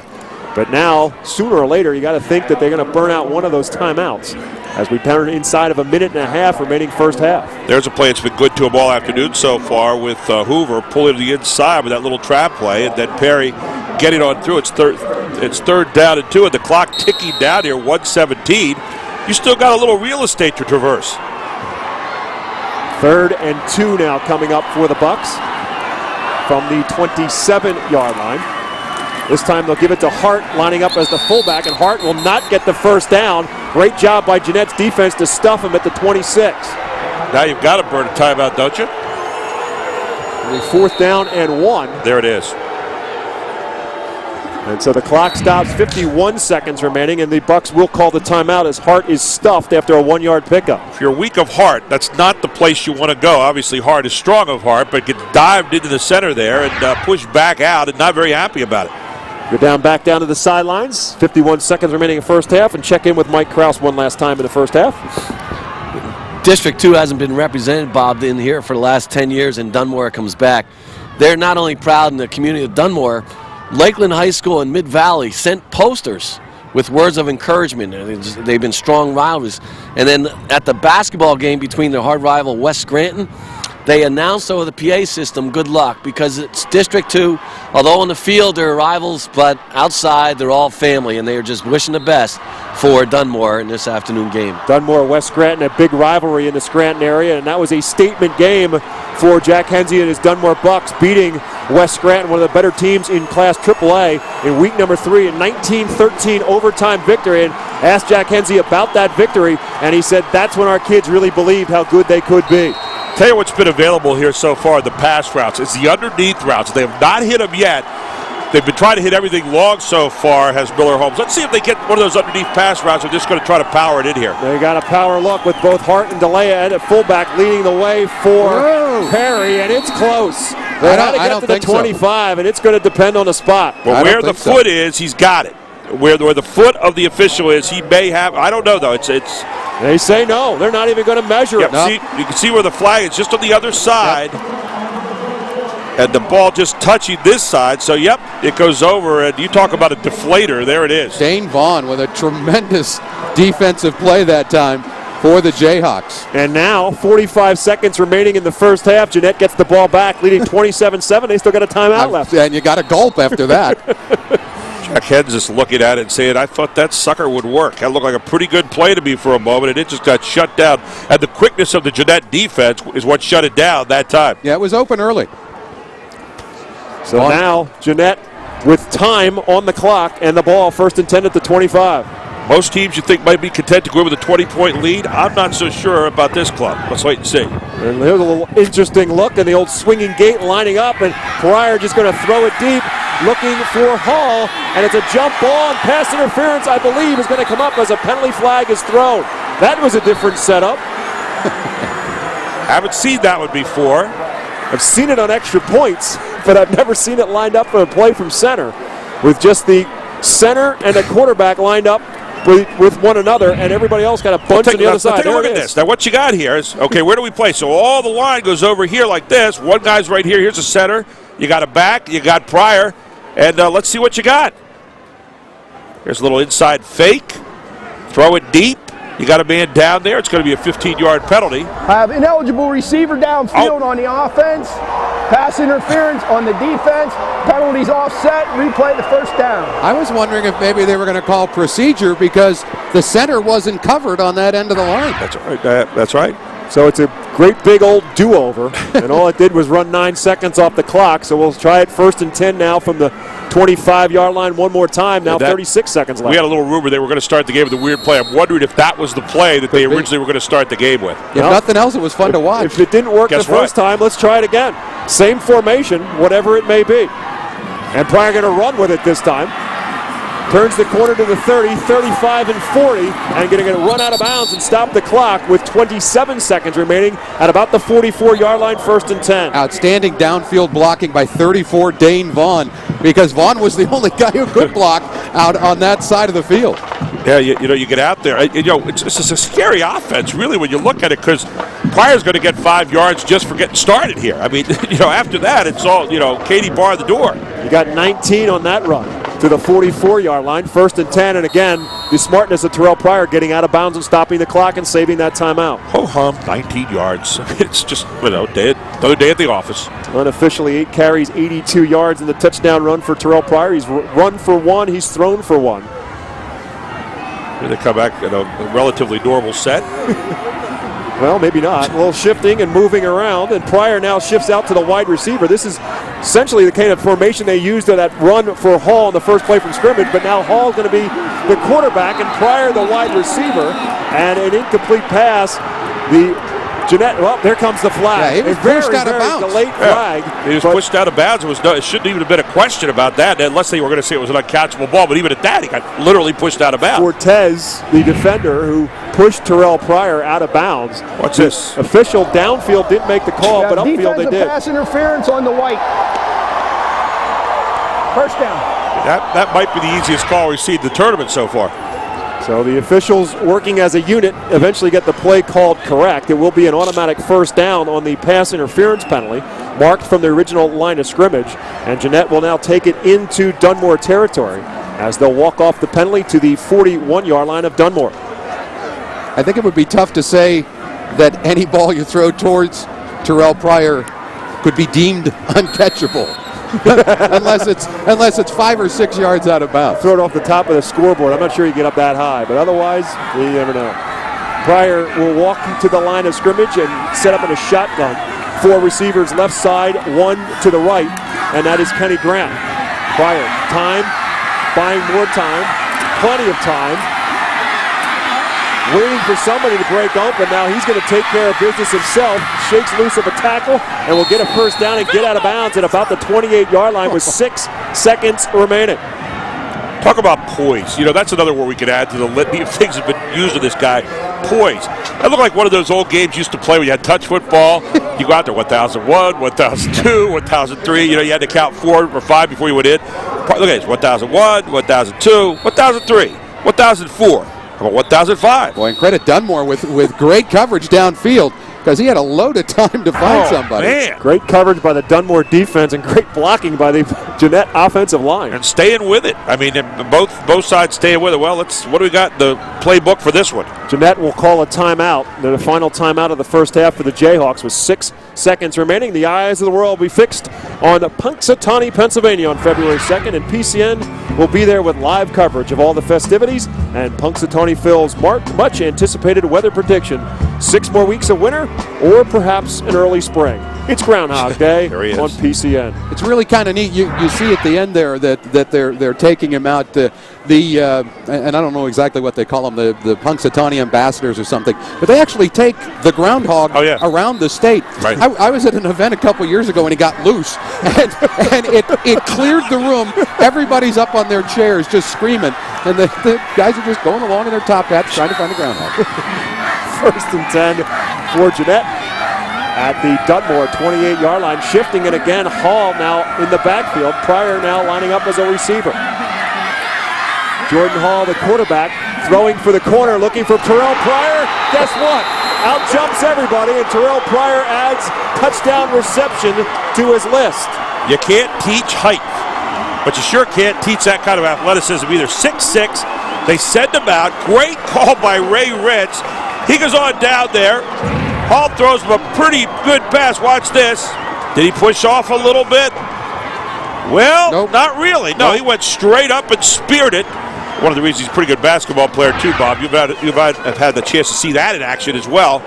What a call. I mean, it is what it is. Well, after he made the catch, we saw one of the Dunmore defenders down there, Mark Fortes, just kind of throw up his hands, and you can understand that.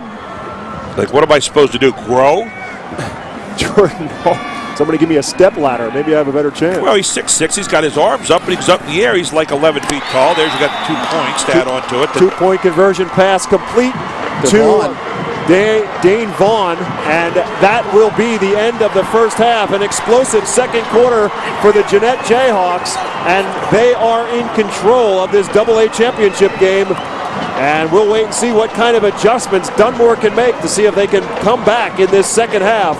In the meantime, the Jayhawks in command in the AA championship game. Mike Zambelli, Jim Wills will take you through our halftime show. At the break, the score, the Jeannette Jayhawks 35, the Dunmore Bucks 7 in the PIAA Class 2A state championship matchup.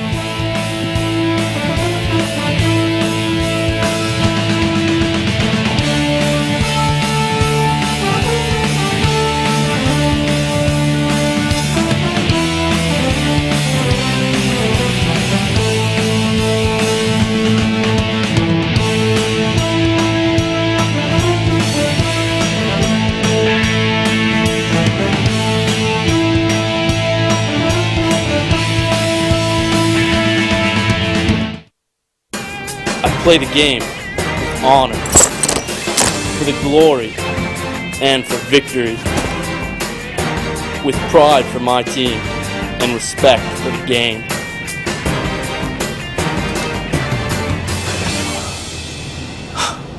You think they could design something better?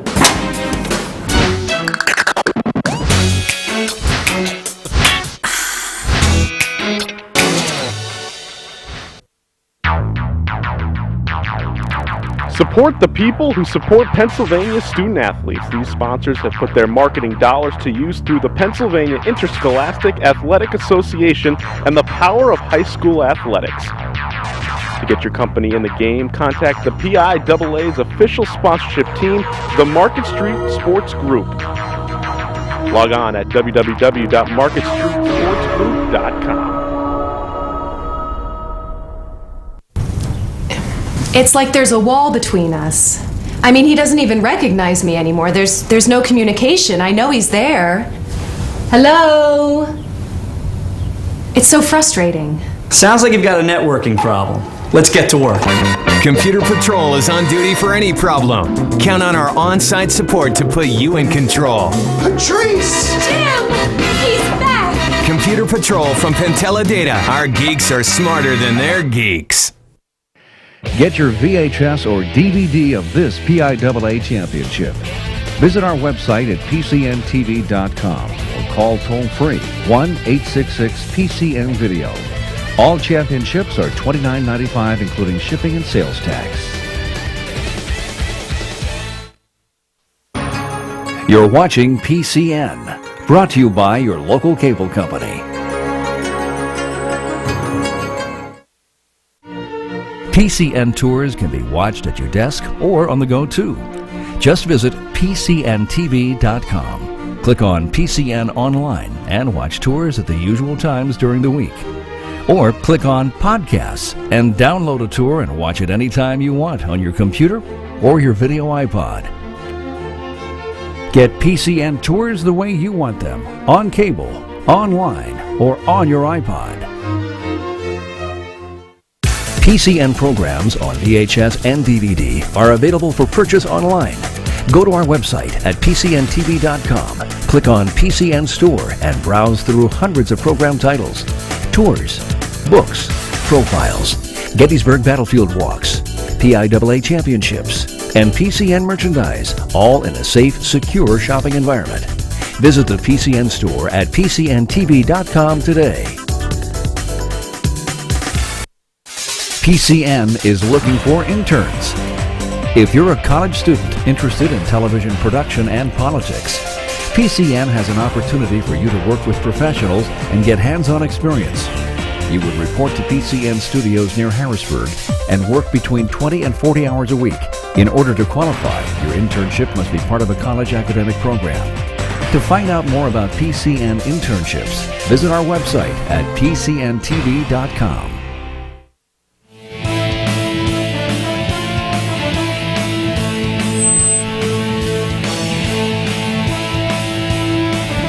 $35-7, Jeannette, as advertised, with Terrelle Pryor, a big second quarter, outscoring the Bucks 22-0 as they are pulling away here in the 2A championship game. Mike Zambelli joined by Jim Wills, and I think that speaks for itself, Jim. Obviously, Jeannette, as advertised, they are a whole lot more than Terrelle Pryor. They are, Mike, and what happens is Pryor became more of a sideshow in the beginning. In the first quarter, Jordan Hall took over, did a nice job with that first play of the game. Obviously, that set the tone, and since then, they've done a lot of different things, putting Hall in different positions, quarterback as well, and putting Pryor in some different positions to receive the football. Well, for Dunmore, and you look at it, able to hang into this one for the first 12 minutes, and for pretty good reason. They were able to be successful on third down. They tackled well, and they limited the opportunities of the Jayhawks, but that all exploded in the second quarter. And it really exploded on that punt return from Jordan Hall. That's the thing that really turned the tide. I think once that happened, the heads went down a little bit. Dunmore said, we're in real deep trouble here right now. And then since that point on, they've been really going in an uphill battle. Take a look at some highlights in this one, and obviously, as we mentioned, the Bucks did get off to a good start after, but how about the first play from scrimmage? You have an All-American quarterback, #1 recruit in the country, and you split him wide right, and you let Jordan Hall watch him. He's going to ride him home. He's whipping him on the way down like a jockey in there. That was a pretty neat scene early. But the Bucks' first possession, and really, Jim, in that first quarter, they did play well. They did.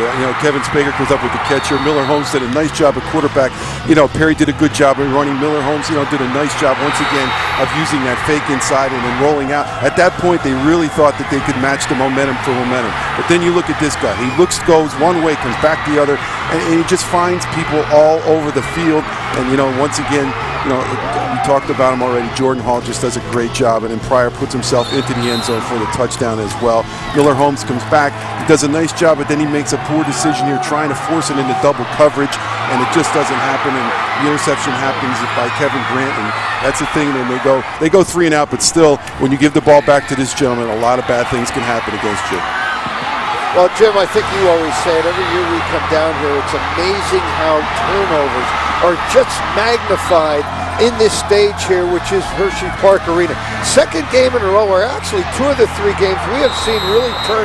I thought Sarah Catholic with a long throw downfield. I don't know if Jack Henzis was looking for those throws downfield, maybe underneath a little bit and then some running after catch. But obviously the bottom line here is this has gotten away from Dunmore because of giving them so many opportunities, and then there's the punt return for Jordan Hall, and then you put him in a quarterback and throws a touchdown pass to guess who? Yeah, guess who is right. You put him in the end zone, you put him anywhere. How about Pryor? He's done a great job. He blocked on the punt return. He just got the reception in the end zone. He's done it all here in one half. No, he certainly has. Well, let's take a look at how these two teams arrived to this point of their seasons, and of course, Jeannette, one of the 4 undefeateds coming from the WPIAL, a record-setting year. They've scored a state record 811 points already. Their season low to this year, I guess they were held to 35 points one time. That was a couple of games ago in the playoffs against Karn City. But,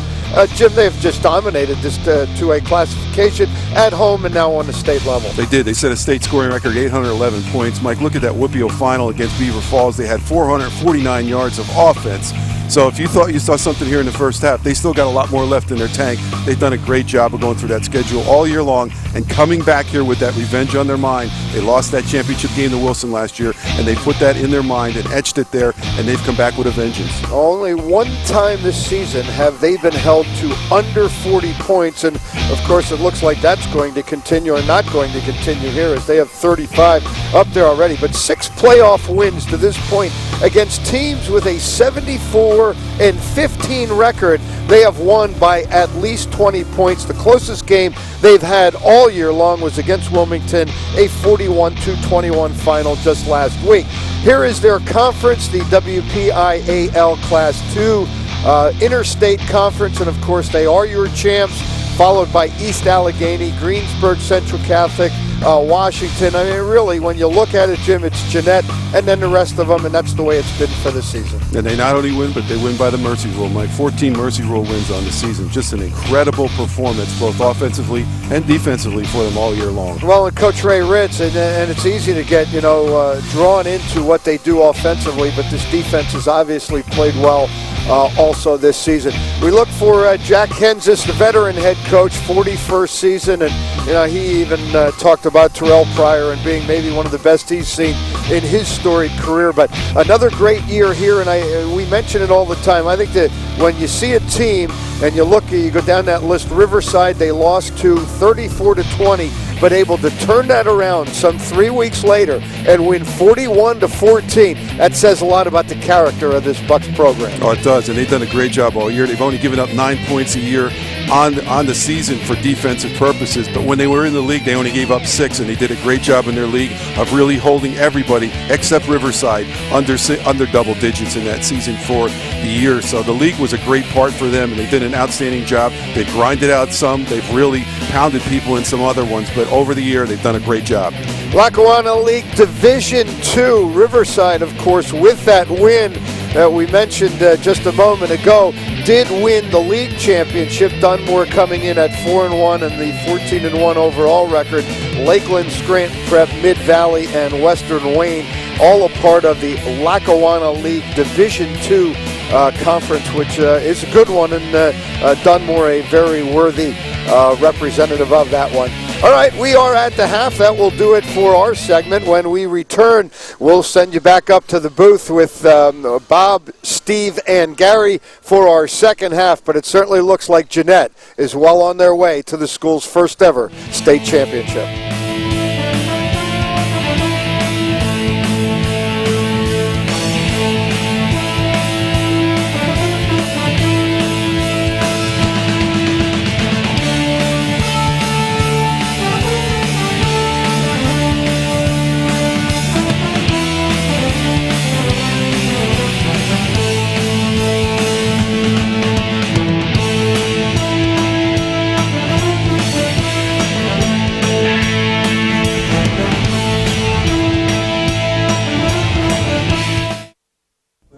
reaching, caring, inspiring, teaching. Every day, APSCUF faculty members of the 14 state system universities are making the difference in the lives of students. What I get to do here is not just teach. Teaching is great, and I love it, but you get to mentor. And mentoring to me means that at certain points, I'm explaining things, but I'm also listening, and we're problem solving together. Committed, dedicated, APSCUF, Pennsylvania's own state system faculty. Describe to me in your own words a Philadelphia Eagle fan. It's like no other. I honestly believe the diehard fans, if you cut them, their blood would be green.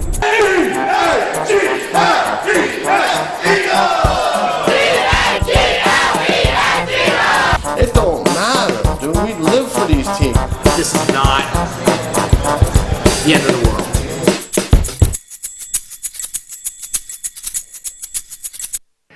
Get your VHS or DVD of this PIAA championship. Visit our website at pcntv.com or call toll-free 1-866-PCN-VIDEO. All championships are $29.95, including shipping and sales tax. You're watching PCN, brought to you by your local cable company. America's manufacturing is all over the globe these days. But look at Pennsylvania. Lots of the things you see and use every day are still being produced right here. PCN Tours takes you inside Pennsylvania's factories to show you how things are made. Your guide from the company will walk you through the whole process, from raw materials to the finished product. PCN Tours, Sundays at 8 p.m. on PCN, only on cable. PA Books takes you on an odyssey through Pennsylvania.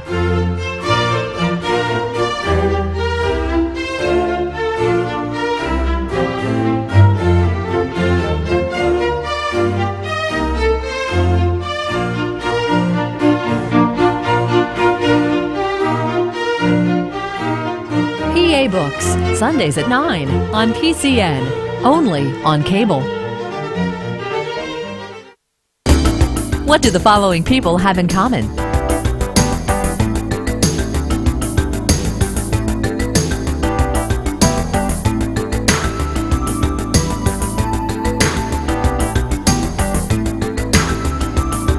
They're all from Pennsylvania, and they've all been featured on PCN Profiles. PCN Profiles, Sundays at 10 p.m. on PCN, only on cable. At this time of year, you have to put some more thought into getting around safely in your car. And if you're traveling around Pennsylvania, you need more than a local forecast to help you make plans. That's where Weather World comes in. The team at Weather World brings their years of experience together to tell you about weather conditions all over the state every weekday. Weather World, weekdays at 5:45 p.m. on PCN, only on cable.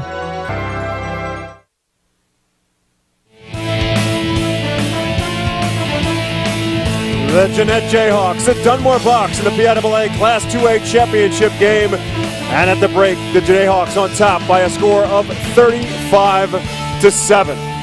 A season ago, the Jeannette Jayhawks got to this championship game and they came up a point short to the Wilson area team, 29-28. But a year ago, Terrelle Pryor was a phenomenon that the state of Pennsylvania was just getting introduced to. And Steve Bowen, now everybody knows about number 11. Yeah, here we see him here.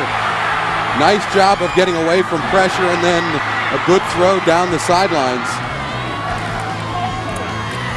And here's Pryor again on the design quarterback sweep. Stiff arms galore.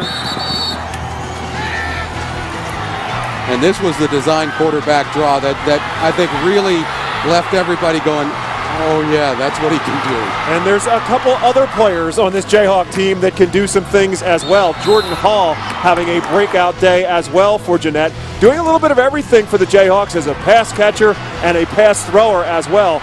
And so Terrelle Pryor perhaps not just the lone reason that the Jayhawks are unbeaten. And how about Shaw Sunder there with the catch with the two-put in the end zone? And then you see Terrelle Pryor says, I can catch too, coach. the last touchdown of the first half, making it 35-7 here at the half. And we saw a little bit of everything from the Jayhawks here in the first half. Oh, we had a game Dunmore team in there, and it looked like it was moving along, possession for possession. And a funny thing happened on the way to the tie. And what Dunmore wanted to do was control the clock with their power running game, and they've got a big back there, sophomore Michael Perry. But unfortunately, Jordan Hall got things started in a big way for the Jayhawks. We had the play fake there. They put him at quarterback. Everybody's thinking all week, okay, we're practicing Pryor, and you start the game with Jordan Hall. And then Pryor says, I can pass it out here to Hall, and he can run from there too. This time out in the flat, runs it in for a touchdown. And then you take a look, it's Jordan Hall. Oh yeah, he can catch punts as well. Take a look at this. Weaving his way down the field and just takes off all the way to the end zone, and Pryor's right there with him blocking. And look at the block at the end. Pryor throws down. And also his other partner, number 34 there, Dane Vaughn, and into the end zone off the punt. 71 yards on that punt return for Jordan Hall. And so now Dunmore faces a situation of trying to come from behind, and a team that is built around a running game in order to try to come from behind by 28 points at halftime. Well, they had success early on running it with 31. Mike Perry, good hard run there, and we saw a lot of that in the first quarter when Dunmore had all of their success, including the game-tying touchdown. But their opening drive took 6 minutes off the clock, and that's what they had hoped to do all day long. Unfortunately, the line on the other side stiffened up a little bit for the Jayhawks, but you can see some pretty good success there in the early going in 4 and 5 and 6 yard clips, comparing a lot of them off trap plays, hold guards, and tackles, and that's how they were able to get some yardage, but only hit pay dirt one time. Well, Jack Hensey, a Hall of Fame coach for the Dunmore Bucks, and his Hall of Fame credentials will be tested here as to what he tells his team at halftime. They will get the football to start the second half. Where do you go if you're the Dunmore Bucks as we take a look at some first half numbers, and Jayhawks getting it done both ways, ground and air. How about 111-28 in the air for the Jayhawks, which is astounding. 183-100. You might expect the rushing yards, Steve, but I think the 111-28 is just, it's off the charts. And here they are, 294 yards to 128 in the first half. Over 20-yard plays, 5-2. I mean, that talks about domination. Well, and we saw in the first quarter what was a real fun football game to watch, because both teams playing to their strength. There was the quick strike ability of Jeannette, and then Dunmore answered right back with a 6+ minute drive. And then all of a sudden, Jeannette started scoring in a variety of ways. They scored on the punt return. They scored with the touchdown pass to Pryor. And Gary was talking about that during the break, and the fact that they were able to really do it in many different ways kind of left Dunmore on their heels a little bit. And now we also talked, what do the coaches say? If you're Jack Hensey's, do you abandon the running game? Do you not do it? Well, that's the question, and we'll see if our Mike Krause was able to find out what the coaches had to tell him at the break. Bob, Jack Hensey said he was a little disappointed in the guys tackling. They're trying to contain Aaron Pryor. If they can't contain Aaron Pryor, obviously no matter what they do on offense, it's going to be difficult to catch up. Ray Ritz, he's remembered last year at halftime he went in with a lead. He said this game's far from over. They're such a well-coached team. We just got to continue to play football. He's very happy with the adjustments his assistant coach has made to get those points on the board, but he still has a second half of football still to play. So the Dunmore Bucks, again, will get the football to start this second half. And as Steve Bowen said, do they go from their game plan that got them 14-1 and to a state championship, try to air it out? They've got a quarterback in Miller Holmes, a 3-year starter. I think you go out the second half. I think Jack Hensey's going to tell his kids, I would almost guess, we're going to go out and play to win the second half here. And if we win it big, so be it. But let's win the second half. We got here playing great football. And, the worst nightmare has come about here, Steve, when you really think about it. Last year it was Terrelle Pryor. If you could stop him, which is exactly what happened in the second half with Wilson, you stop the team. This year, your worst nightmare. Terrelle Pryor has learned how to involve everybody else in his team in the game, and that has made this team absolutely unbelievable. We talked about his transformation last year to this year. It was a different last 2 minutes of the first half last year to this year. Kind of a mishmash of mistakes all around for Jeannette last year to end the first half, when they really could have put the hammer down on Wilson and never recovered after that. And this year, boy, they took it over with 2 minutes left and added to their lead. Yeah, you can't focus on Pryor. I mean, Pryor had a great first half, but look at you look out there and you see number 2. Jordan Hall, the half he had, the other players that got involved. I mean, it's pretty unbelievable. Kevin Spager on the kickoff return for the Bucks. Crossed the 10, 15, 20, and finally brought down at around the 22-yard line. And so we'll wait and see now how Dunmore starts this second half at a possession of very great importance. This might sound a little foolish, but at 35-7 on the scoreboard, Jeannette gets the football back and scores. Mercy rule comes into effect, and Dunmore really has no shot. This is huge for the Bucks. I think if you're the Bucks right now, you play football the way you played all season long. This is a very good football team, Dunmore. I mean, you're looking today at something special. You really are, and a lot of people thought this might be a possibility. Others said, well, it could be a big egg. So far, it's been something special. Dunmore, you just got to go back to what works for you, and here they go. And Perry does get the call, and he's got a huge hole to run through across the 30 and dives for what might be a first down. They had to get to the 32 to pick it up, and he might be there. Perry took a spill to get that first down pickup. I got to tell you, I'd have fun watching this Dunmore team. Look at the blocking here, sustaining it. Those are the kind of things. Another good block right there. Perry getting forward. I mean, this is a very good football team. That tells you about the effort that's being thrown against him today so far. He does indeed get the 10 he needed to get the first down. 18 carries, 90 yards now for Michael Perry. Again, approaching 1,700 yards now on the season, just a sophomore. And he'll get the call again, but this time a sea of blue there to wait for the sophomore tailback, and he will not get to the line of scrimmage. And the first one there, wait for him to turn around. It was it 36 or 26? 36, James Derry with an outstanding burst through the line. James Derry out of the linebacker spot. Get him low, and watch this. He submarines right underneath. There you see him. Looked like he was kind of gnawing on the ankle there for a minute. I mean, guys, dove in there. A great play by Derry. And they lose 3 yards back to the 29-yard line, so it's second down and 13. And now they'll split Perry out as a wing, and Holmes wants to throw. He's in trouble. Miller Holmes going to run with it.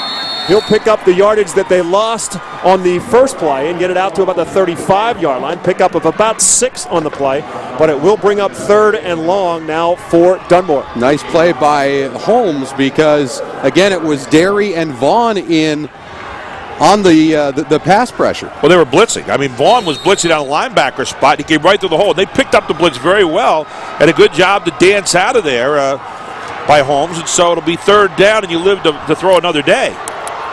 3rd and 7 coming up for the Bucks. There you go. Look at this. 35-yard line. PCN, happy holidays. Absolutely right. And what's happier than having football championships on a week before Christmas? Holmes out of the shotgun. Going to run for it perhaps. No, he's going to stop, plant, throw. Finds Spager across the middle of the field. Spager will get the first down in Jeannette territory at the Jayhawk 48-yard line. 1st and 10 for the Bucks. Talk about presence by Holmes and a great job by Spager of coming back to the ball. Those pass routes have been open all afternoon, and they've tried to go deep a couple times. So watch this. Holmes looking. Spager comes back. Good job of staying inside of Pryor and gets good position. And also presence because he was nearing the line of scrimmage. He was moving forward, but had enough composure to let the ball fly. Good throw, good catch. 15 yards on the hook up to midfield. And now they'll go back to the running game, and Perry will get wrapped up immediately as James Derry there on the tackle of Mike Perry right around the line of scrimmage, maybe a yard, and that's it. Watch here again, straight up blocking. The Jayhawks have been more than equal to the task today. On the little traps and the pulls so far, that's where Dunmore's been getting most of their good stuff here this afternoon. Steve, you see the same thing? Yeah, absolutely, and it's obvious that they're back to trying to establish some sort of offensive rhythm and presence here at the start of the 3rd quarter, but doing it a little bit more with the throw. 2nd and 9, Holmes with a deep drop. He wants to set up a screen. Now he just tosses it, and it will be an incomplete pass. I believe it was DeLello who was the intended target, his fullback, and Miller Holmes just getting rid of the football, saying, I don't want to get hit behind the line of scrimmage and trying to make something happen. That's the longest front pitch forward pass that I have ever seen. Look at this. It looks like he has room to run there for a moment. And then he said, no, not there. Okay, I'll get rid of it. I don't want it. You take it. And the best thing that could have happened on that play was what happened, an incomplete pass. Good pressure that time by 31, Montel Walker from the front line. The incomplete pass will make it 3rd down and 9 now for the Bucks. The tail end of the football at the 50. They got to get it to the 40 to get the first down. Got that crossing route available, I think, again in the middle. Let's see if they go for it. Hart, tight end left, 2 receivers to the right side. Now one goes in motion. That's J.J. Dempsey. Holmes going to get hit from behind, and the football's loose. Miller Holmes will fall on it, but on a blitz, coming through and hitting him in the backfield. Who else? Jordan Hall. The outside linebacker blitz that time. Jordan Hall coming from the blind side. Just too many people to block, and Hall came running. Here we see Hall coming in on the blitz. And Perry made Jeannette made a nice adjustment as that play was unfolding with the wide receiver going in motion. They pulled someone from the opposite side of the defense and kept the blitz on by Hall. So they can't get the first down, and so Gilroy will come in to punt the football. Pryor and Hall, the 2 stars of the day so far for Jeannette, are back to return the punt. Pryor will let it roll out of bounds. And Jeannette will bring the offense on the field with 8:12 remaining third quarter, leading 35-7, and they'll start 1st and 10 from the 34-yard line. There you see Miller Holmes, the quarterback on the side, kind of trying to shake things off. I mean, he took quite a hit. You know, it's bad enough to take a hit when you can see it coming. When you can't see it coming, it just buckles you. And your pride takes a little bit of a hit, too. Holmes, a heck of a quarterback. I really like the way he moves. 1st and 10 for the Jayhawks, 34-yard line. Pryor in the shotgun. He'll send Jordan Hall in motion out of the backfield.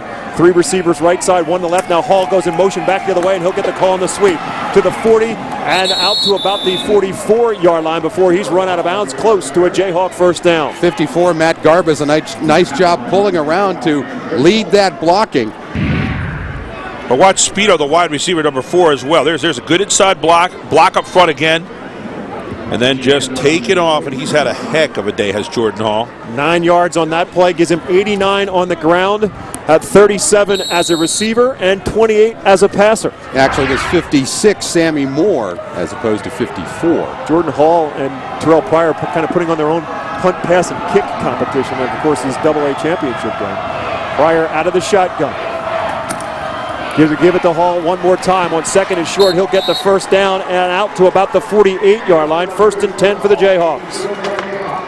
Left guard pull it out that time, number 77, Jason Marcus. You also have the left tackle, number 55, Adam Locke, pull in, open up a nice little hole in the middle for another dive forward, another first down for the Jayhawks. Jordan Hall, 744 yards coming in. There's the pull, 5 more there's here. the pull, and there's the hole up the middle. 1st and 10 for the Jayhawks at the 48. Pryor under center this time with fullback Jordan Hall behind him. Jordan Hall playing a little bit of everything and playing at the fullback spot in that particular place. Takes the fullback dive into Dunmore territory to the Buck 47. How about that center, Chris Hall, number 50? You just get on his backside and say, well, let's just go forward with you and we'll ride you a little, big fella.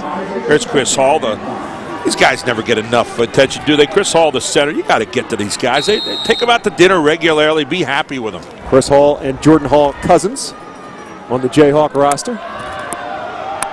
You'll say, cuz, I can ride you. 5'10", 230. I don't know if I'd want to take him out to dinner too often.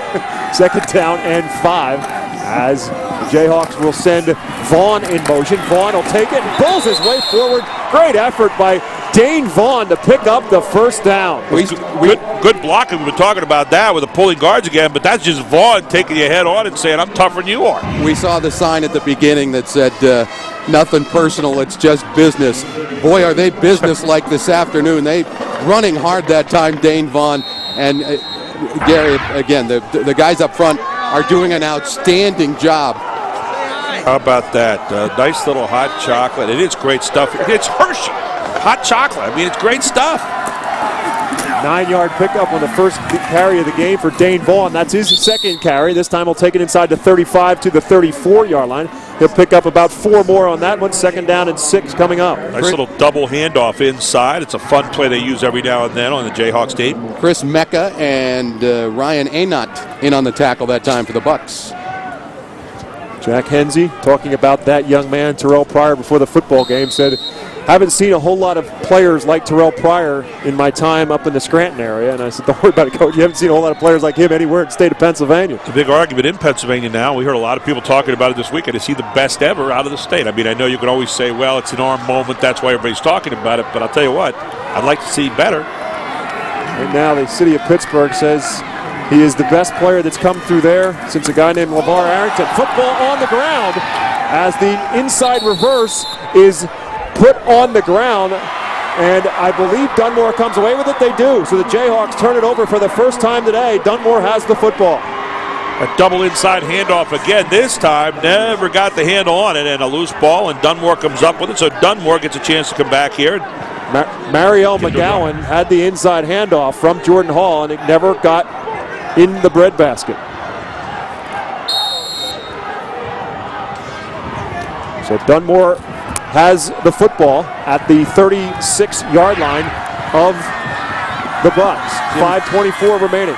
Jim Sabia with the fumble recovery. Miller Holmes in trouble. Penalty flag goes down as he's trying to get himself free. Hit as he throws the football. It will be incomplete as Holmes is tossed to the ground, and a penalty flag in the Buck backfield.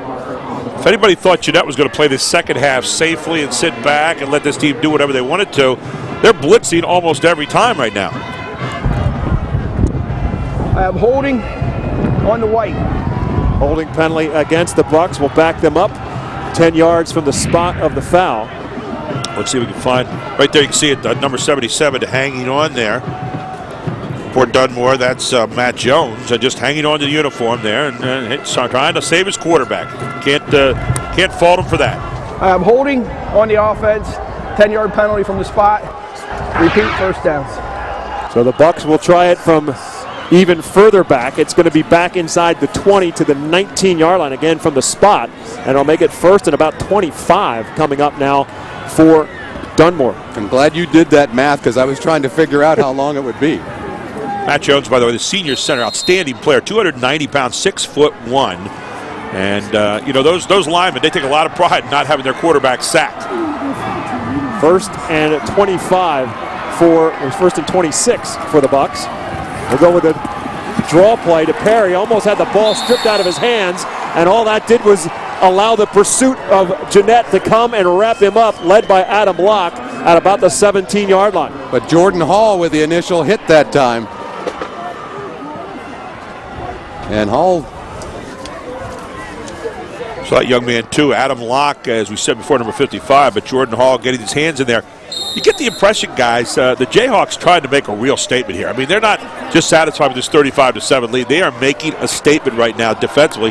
Hey, don't just hear about our offense and all those wonderful things. We've got a pretty good defense, too. Adam Locke, the nephew of former Seattle Seahawk Steve August. Holmes setting up a screen. This time it's Spager. Blocker out in front of him.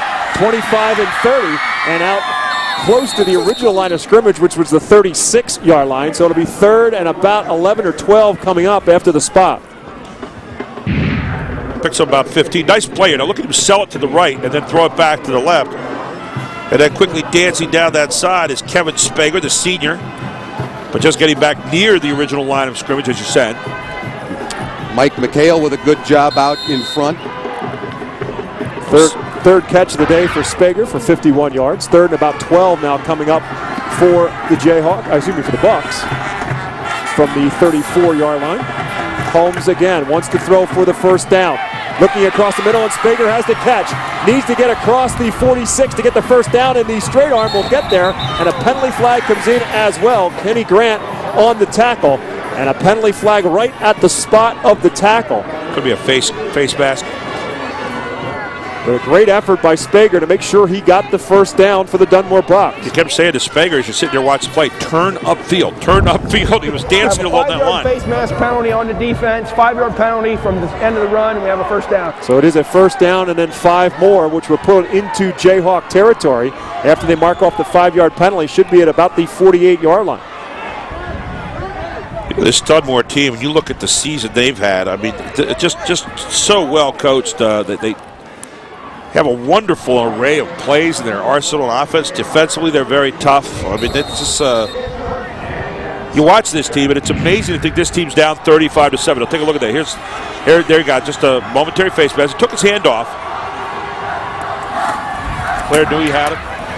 Look at this. Here comes Perry with a big hole to run through, and Pryor will shove him out of bounds inside the 25-yard line at the 24. Another first down pickup for the Bucks, their 4th of this second half. Ryan Itutis, number 54, flattened his man I mean, the big guy just put him on his back. And here's Itutis. Look at this.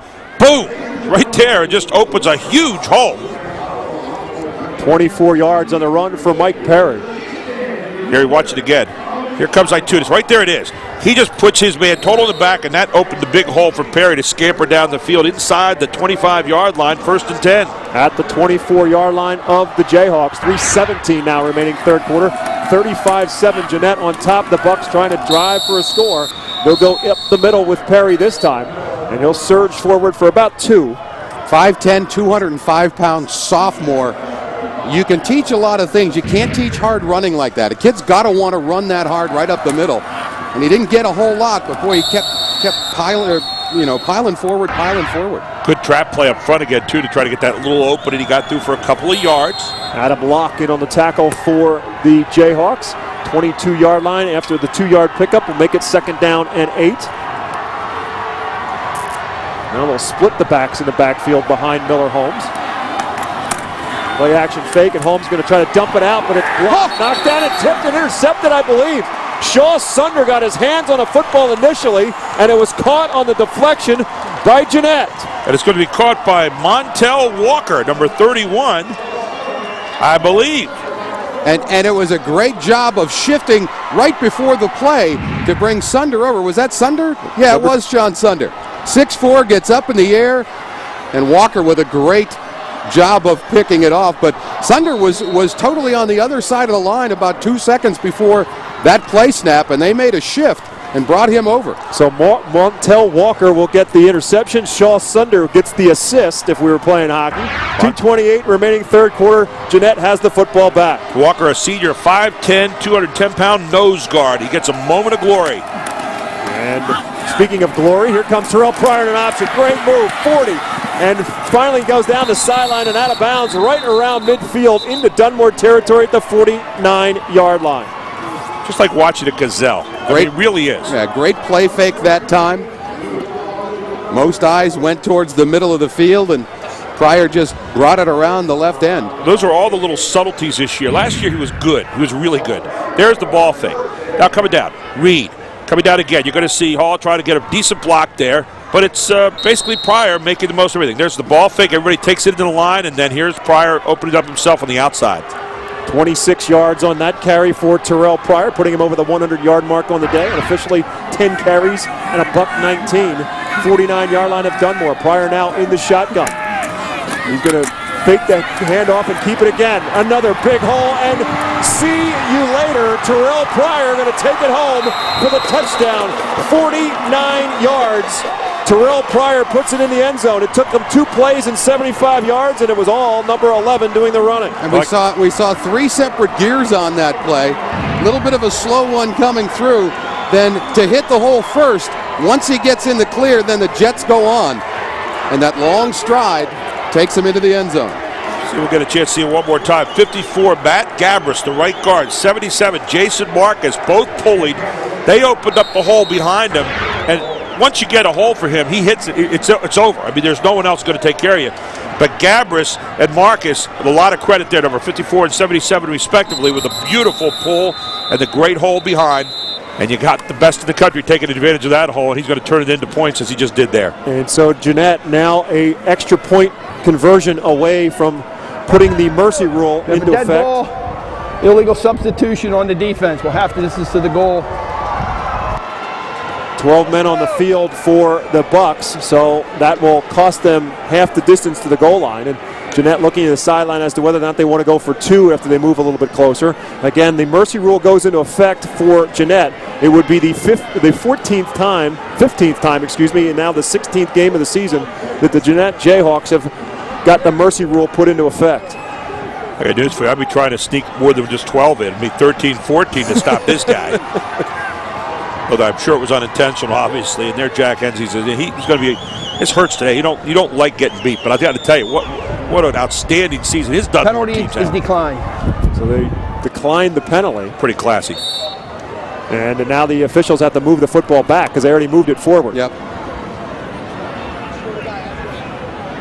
If you decline the penalty, you got to take it back here, and you're going to kick it from the 3 instead of the 1.5. You know, the name that comes to mind when I watch Pryor play, the closest I can get to was Vince Young. I think we said that last year. Vince Young is, that kind of poise and 6'6", 220 pounds, same basic physical stature of a Vince Young, and certainly the athleticism. Snap good, hold down, and the extra point is good. 42-7 now is your score. 2 minutes, 8 seconds remaining in the third quarter of play. The Jeannette Jayhawks in control. TV timeout. And we'll take a break. We'll come back with more from Hersheypark Stadium in the PIAA Class 2A championship game. 42-7 is our score. Jeannette on top of Dunmore.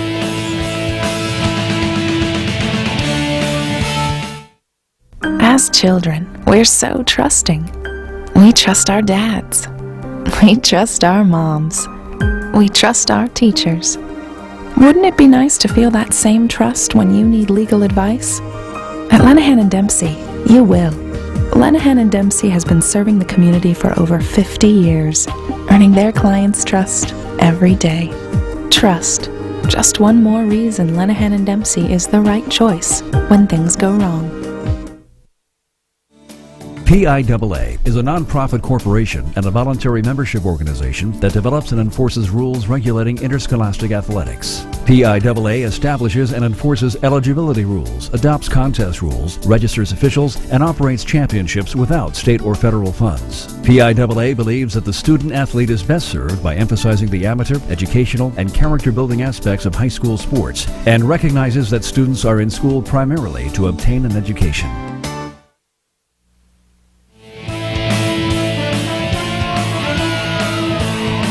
Great crowd on hand from both sides, both Jeannette and Dunmore, with great fan support in this afternoon's AA championship game. Terrelle Pryor kicking off, and a booming kick that will, with the wind behind him, will go into the end zone, and Dunmore will start 1st and 10 from the 20-yard line. You take a look at what Jeanette's done so far today. How about this? Athleticism on offense and defense with the interception there, and then watch Pryor.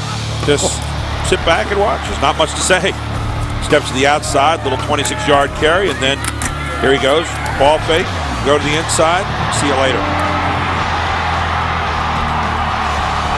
2:08 remaining third quarter of play. The Jeannette Jayhawks 42, the Dunmore Bucks 7. This Dunmore Buck program is a program with great pride. Again, Jack Hensey's a longtime head coach. They got to this state championship game in 1989, won the Class A championship game. Under the leadership of a guy by the name of Tim Ruddy, who was a starting offensive and defensive tackle for that 89 state championship team. Went on to play center at Notre Dame, and then a 14-year career with the Miami Dolphins. And that man was his high school football coach, Jack Hensey's. Tim Ruddy, one of the many players who have spent time under the tutelage of Hall of Fame coach Jack Hensey. Well, and when you talk to people from Dunmore, they talk about Hensey's being there for so long, and you get the sense of community pride that he feels for them and they feel for him. And certainly, his words talking about he knew a couple years ago that this group was going to be special if everything worked out, and they certainly have been. 14-1 coming in is nothing to sneeze at. And of course, Hensey's with the championship of his own back in 1989, a guy who knows what it's like to come here and win one of these things. So, or come to the state championship and win one of these things. So, a guy that's got some pedigree in his own, and not surprised, I don't believe, that he brought Dunmore back here today. Third down and 7 coming up for the Bucks after a 3-yard pickup for Mike Perry. Little sweet girl there showing you what she thinks of her Jayhawks. They're number 1. Mike Miller-Holmes in the shotgun. Time to throw and an open target, but not quite able to hook up with Mark Fortes. Fortes tried for the one-handed grab but couldn't hold on, and it will bring up 4th down. And you see Holmes just for the first time all day got a slump in shoulders a little bit. Pretty good pass here. He thinks it just off the hand. Tell you what, when that ball hits one hand right now, as cold as it is out there, that feels like someone throwing a big old brick at you. And I'm guessing if you're Dunmore, you're just going to let this third quarter run out. They are indeed going to let the time tick away here in quarter number 3. And so the Jeannette Jayhawks add one more in the touchdown column in the third quarter. And so we'll go to the fourth quarter with the Jayhawks in control. After 3 periods of play in the AA state championship game, it's Jeannette 42, Dunmore 7.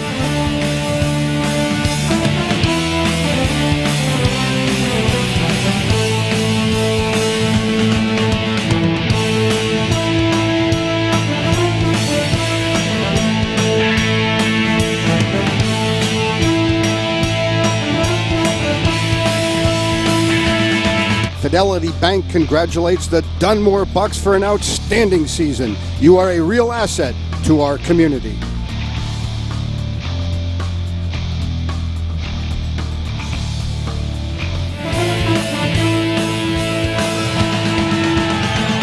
The Jayhawk faithful have made the trip east and seen their Jayhawk team put on quite a show. 42-7. Jeannette on top of Dunmore. The Bucks have it 4th down and about 7 from their own 23-yard line. And so they will punt the football. Jordan Hall will drop back deep to return for Jeannette. Sean Gilroy will punt the football with the wind to his back. Hall will field it at his 40. 45 and will get wrapped up there at the 47-yard line. So Jordan Hall, who had a 71-yard punt return for a touchdown in the first half, gets wrapped up after about a 6 or 7 yard gain on the return there. And so the Jayhawk offense back on the field. Ryan Copeland, number 14, in on the tackle. You know, talking about Terrelle Pryor, I think last year I would have said Vince Young. This year I think I might say a little bit more towards Pat White down at West Virginia, because they've been able to design more, I think, in their offense based on what he has learned how to do. Look at that, Dunmore 200 yards, Jeannette 400. Jeanette's going over 500 and I think 500 a couple times this year. On the first down carry, Kenny Grant gets the call for the Jayhawks. He'll take it into Dunmore territory to the Buck 49-yard line, a pickup of 7. It'll be 2nd down and 3. In fact, Jeannette averages 403 total yards per game, 285 or 284 on the ground, 119 passing, and they're at that number in the third quarter. We talked about this as the 15th time in 16 games that we've had a running clock with the Jeannette Jayhawks. The one time that it wasn't was against Aliquippa. And if you'd have told the Aliquippa coach that he was going to score 48 points against the top-ranked team in the state, get killed, and lose by 22. 70-48 in that game. 70-48. Incredible. All-time highest scoring game in the history of the WPIAL playoffs. That was a AA semifinal with a victory for Jeannette over Aliquippa, 70-48. And then the Jayhawks went into the final and beat Beaver Falls. They only put 61 up against Beaver Falls. First and 10 for the Jayhawks. Yeah. First and 10 for the Jayhawks. Now at the Buck 45-yard line after the first down run for McGowan. And now trying to turn the corner on a sweep, it's Kenny Grant, and he will not be able to turn the corner. Wrapped up at about the 46-yard line. Well, the Jayhawks become another history-making team in another way today, as you see the handoff here. Just some straight stuff going on right now. But they and some new uniforms into the game as well. But you look at the Jayhawks team, they've never won a state championship. They're one of those over 640-some wins. And we saw Steel High do it yesterday, became the 3rd ever. And today this team becomes the 4th. Mount Carmel, Berwick, Steel High yesterday, and today the Jayhawks joined an interesting group here in Pennsylvania, have over 600 wins and now a state championship in a few moments. 2nd down and 11. Jayhawks keeping the ball on the ground. This time it's it's Perry, James Derry, getting the call for Jeannette. PCN's wall-to-wall farm show coverage will run Saturday, January the 5th through Saturday, January the 12th. Some of the highlights include a high school rodeo and the square dance competition. Governor Rendell will lead the opening ceremonies, coming your way live Saturday, January the 5th here on PCN. And the ever-popular sheep to shawl.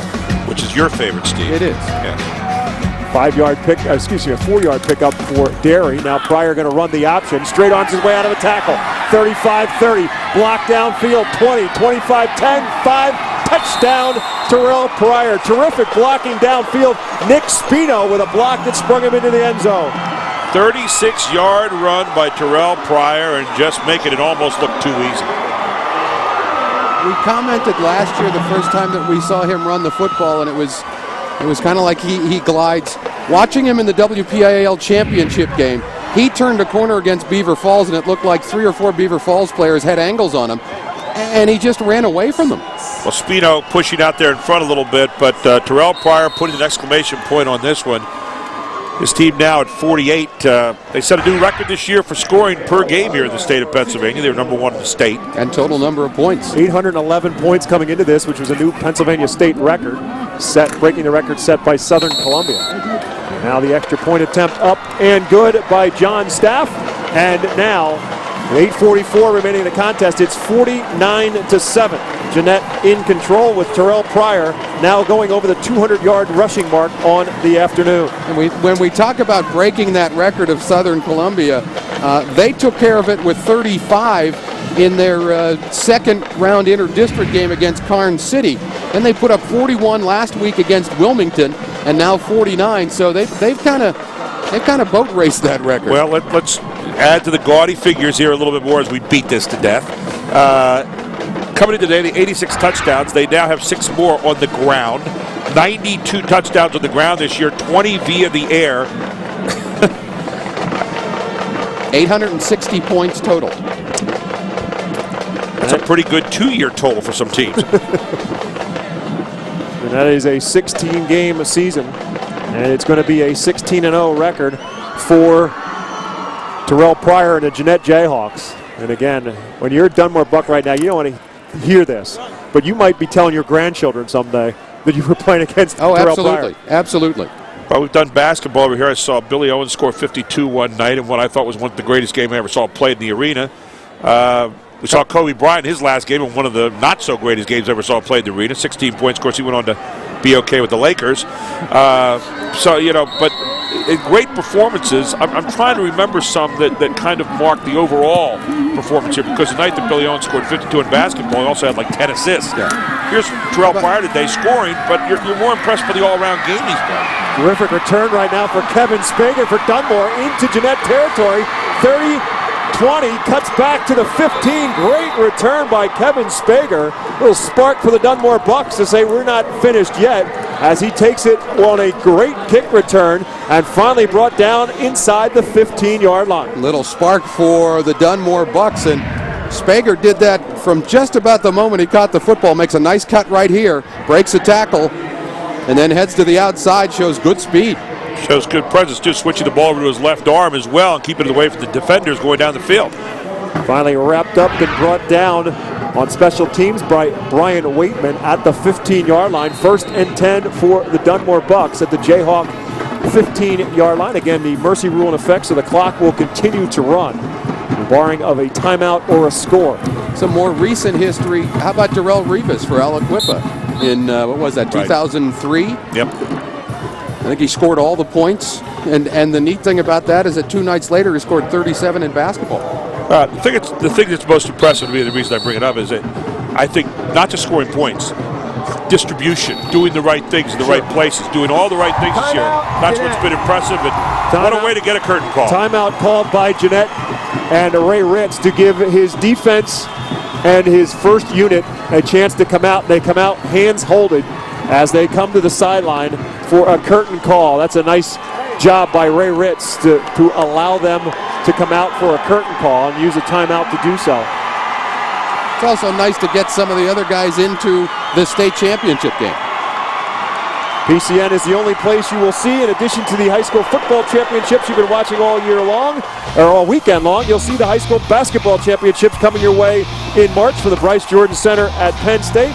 And beginning in January, we'll bring you a coverage of select regular season tournaments from around the state. And we'll start our basketball coverage in the new year Saturday, January the 12th, with a triple header from Harrisburg High School and the Hoop Fest. Harrisburg Lower Marion, speaking of Kobe Bryant's alma mater, Reading and York William Penn. Susquehanna Township and Chambersburg is a matchup. Another doubleheader Saturday, February the 2nd from Villanova University. Again, we invite you to tune in and check out the website, www.pcntv.com, for full programming on the network, including our winter sports coverage. Mike Perry with an opportunity to run one into the end zone. He has carried the ball now 26 times on the afternoon and finally able to put it into pay dirt. Nice job by Perry of stepping in toward the line, saw that it was jammed there. Quick move to the outside and then sprinting around the corner for the touchdown. You'll see him here. Good blocking okay up front, but it was really Perry doing it himself, angling right toward the pylon and stepping into the corner of the end zone. Good run by Perry. Good score by Dunmore. Yeah, DeLella with a nice seal block at the point of attack that time, as he's done, I'm sure, all season long. We've seen him do it all game long. 18th touchdown on the ground for Perry on the season. And Sean Gilroy will come in to convert the extra point. 7:51 remains in the AA championship game. And our score now, Jeannette 49, Dunmore 14 when we return.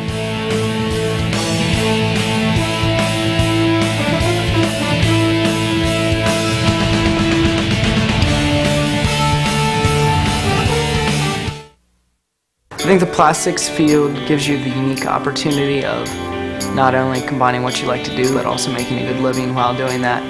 I'd rock climb 365 days a year if I could, but obviously that doesn't provide a good enough salary, if any. With plastics, you can take those hobbies and interests and turn them into a job and a career.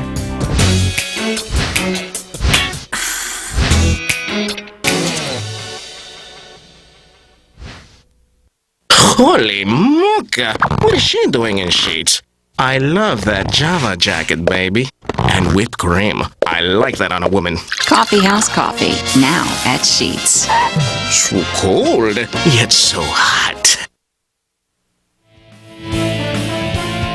Mike Perry's 10-yard touchdown run for the Dunmore Bucks makes it a 49-14 score as we head to the sidelines for our Mike Krause. Bob, as that clock is ticking down, the fans at Jeannette are celebrating. There's a story about Tom Elias.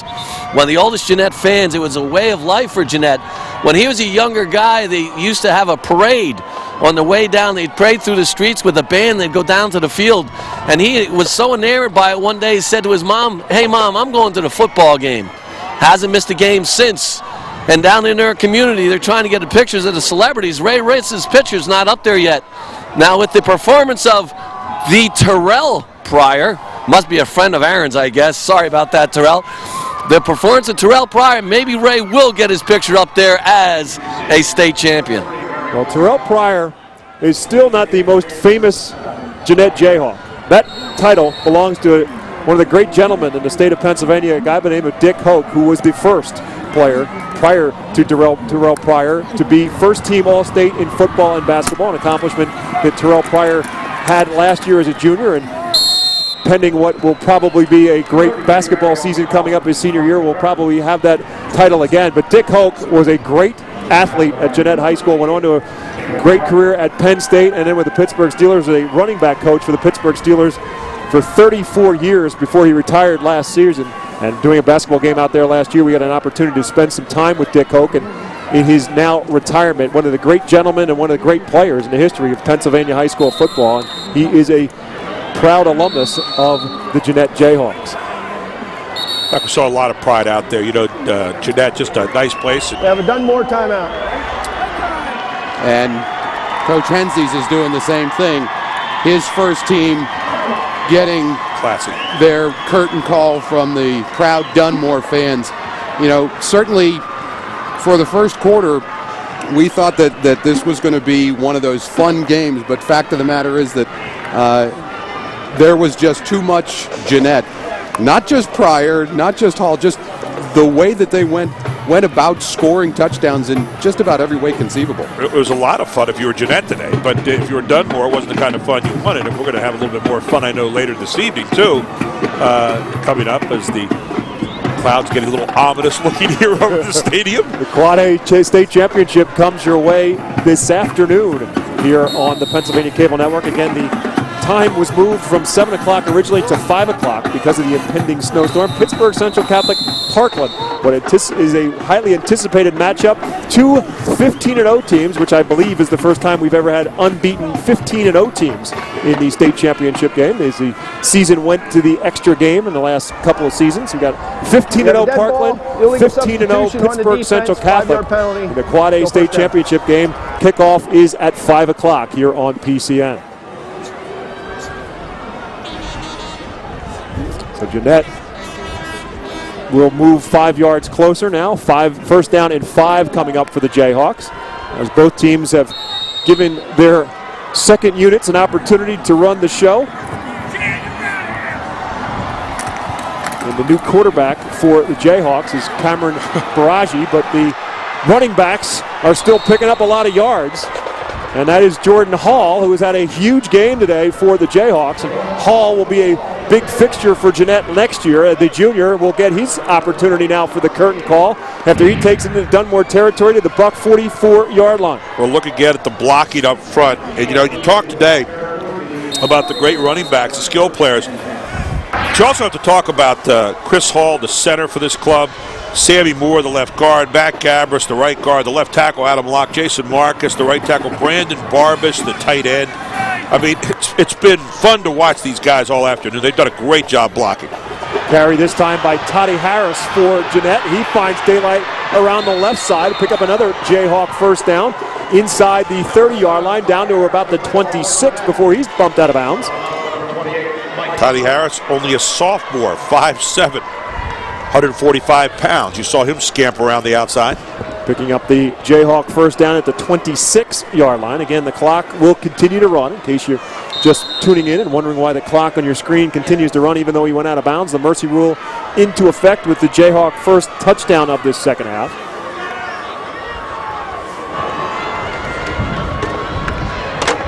Jayhawks going with the fullback dive, and the football's on the full field, and the Jayhawks will recover it. So Jeannette does put the ball on the ground, but they recover the fumble, or do they? No. The Bucks have the football.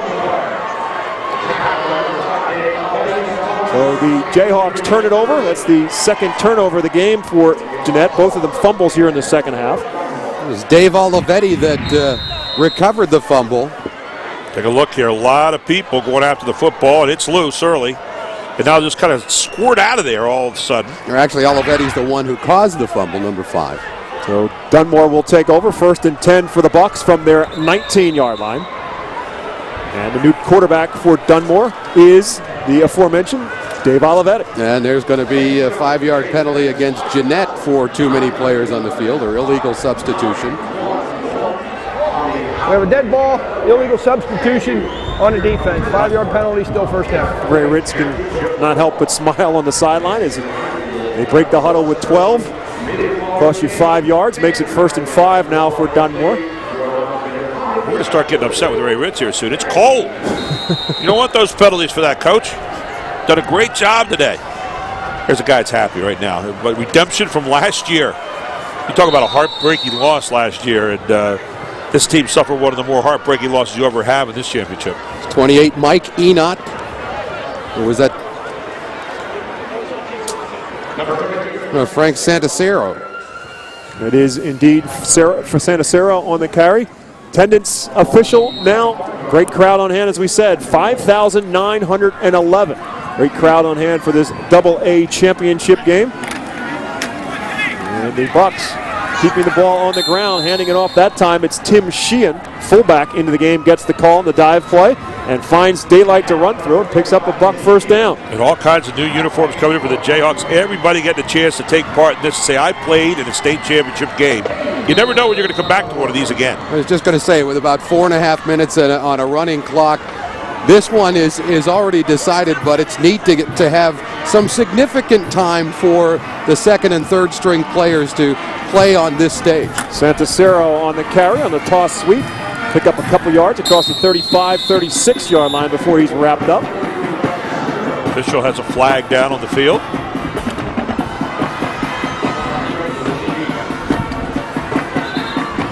So I had a chance to talk to Ray Ritz before this football game about what it's been like for him. Ray Ritz is a kind of an old school kind of a football coach, but it's been a circus that has followed this Jayhawk team and Terrelle Pryor and everybody wanting to get some time. Warning on Jeannette. To talk to Terrelle Pryor, the whole recruiting process. It's been a stressful season for Ray Ritz, to say the least. But I have to think that to have that focus for both you and your kids, that you want to get back here because of what happened last year and because of the quality of your team coming back, that's got to take some of that pressure off, because you do have something to work on every week. Good job there to surge defensively by the Jayhawks. And there's the bath.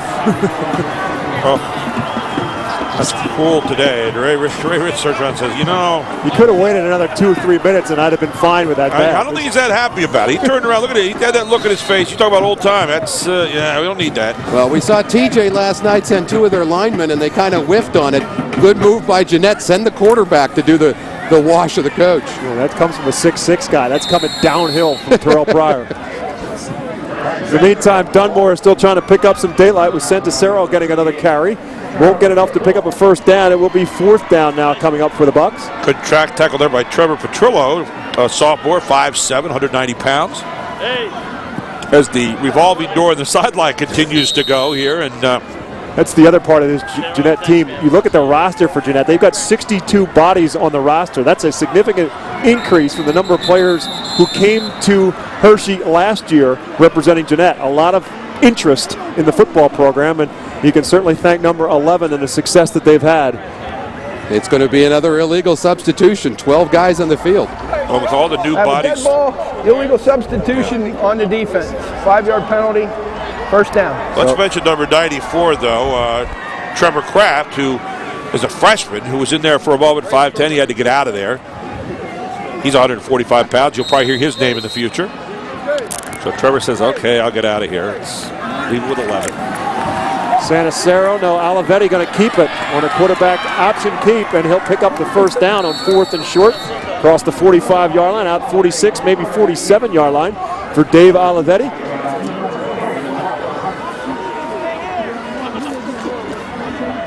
Well, there you go. Young man getting his autograph there from Trevor Pryor, and Terrelle Pryor rather. Terrelle Pryor just has a feeling about him. You just think he's such a cool customer. He just seems like a nice kid, having a lot of fun playing football. And they're all gathered around one of their comrades, Mike Matt, who injured his anterior cruciate ligament in last week's game. Wasn't able to play, but certainly a big part of this Jeannette run to perfection this season. And he missed last year's game, injured halfway through the season. There is Mike Matt. It's been a tough 2 seasons for Mike Matt. Tore his ACL last year and missed the state championship game. Worked very, very hard in rehabbing and get back to be a part of this year, and gets through 14 games or 15 games before injuring that knee again. So it's been a tough week and change for Mike Matt that he could not play in his state championship game, and his teammates showing some bonding to come over and salute him on the sideline. That's a great job by the Jeannette Jayhawks. In the meantime, the Dunmore Bucks are going to put one more in the end zone on some nifty running and open field running. Matt Hilson, a sophomore, will punch it into the end zone for the Dunmore Bucks. Matt Hilson, a 5'9", 155-pound fullback, bullying his way through the line and carrying it to the house. So a great opportunity for the sophomore to score a touchdown in a state championship game, as Matt Hilson, a 5'9", 155 sophomore, moving and sidestepping some tacklers and takes it in for the touchdown. Tell you what, when you look at this Dunmore lineup for next year, you start to look at some of the skilled people. Delela back next year. You got Miller Holmes back next year. You've got Perry's back next year. You got a lot of these guys on the line back next year. This, we might be looking at a team who's back here playing again this time next year from Dunmore. Extra point attempt coming up from Sean Dente is up, and it's good. So now 1:24 remain in this AA championship game. All window dressing at this point in time. Jeannette on top and in control at 49-21 as the Bucks have put back-to-back touchdowns on the scoreboard. Here you see a couple of the Dunmore fans. It's a tough day, but there are better days to come. There have been a lot of better days behind, too, this year. You celebrate a season when you get here. You want to win a state championship in the worst way, but this is a celebration of a body of work. And that's the body of work this year for Dunmore has been unbelievable. Problem is, the body of work for Jeannette has been somewhere way up above unbelievable, and today they brought way up above unbelievable out for display again. A great show of community support by the folks from Dunmore coming down here. And, as you say, Gary, not a fun time to sit through watching your team get beat like this, but the overall experience of getting on the buses and getting in the cars as a community and having a parade and a pep rally and then coming down here and going back and talking about it and, hey, what about this, what about that? It really is one of the defining moments for a smaller community, same as it is for Jeannette. Well, and Dunmore, like Jeannette, is a great sports town. I mean, it really is. I mean, these towns have great pride. Let's take a look here maybe for the onside kick, you think? Jeannette not expecting it as they've got 3 players deep. We'll wait and see. Sean Dente in as the kicker. And he will indeed kick it deep. Fielded at about the 18-yard line. Look out. Kicking it outside on the return. Jeannette, I believe that's Jordan Hall on the kick return for the Jayhawks. No, let me correct myself. That's Toddy Harris, number 7, not Jordan Hall, number 2. And a good return by Harris, taking it out across the 30-yard line to about the 40 before he's bumped out of bounds. But you know, in both the cases of both these teams, very similar communities, what you've seen today is the building of pride. Some young kid is sitting there right now, young person is saying, wow, you know, I want to be that person, or I want to follow in that footstep, or whatever. And, you know, on both sides today, this is where programs get built. This is why you see programs winning 600, 700, 800 games, you know, because you pass this on. You transmit it on to the younger players who can't wait to get their moment. Tom Pallon now in as the quarterback for Jeannette, and his responsibility in this Jayhawk team is to take a couple of knees and run out the clock. They'll have to take one more snap, and that should pretty well do it. They will not have to take a second. There's Pallon, the sophomore quarterback for the Jeannette Jayhawks.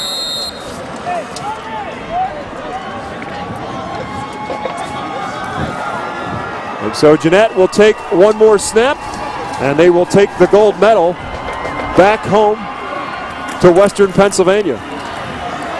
Handoff goes to Sean Fulton, and Fulton will be tripped up in the backfield, and that will do it. The final seconds will tick off, and it took them one full calendar year of waiting, as last year they took home the silver, and in 2007, the PIAA State AA Championship will go to the Jeannette Jayhawks. The final score, Jeannette 49, Dunmore 21.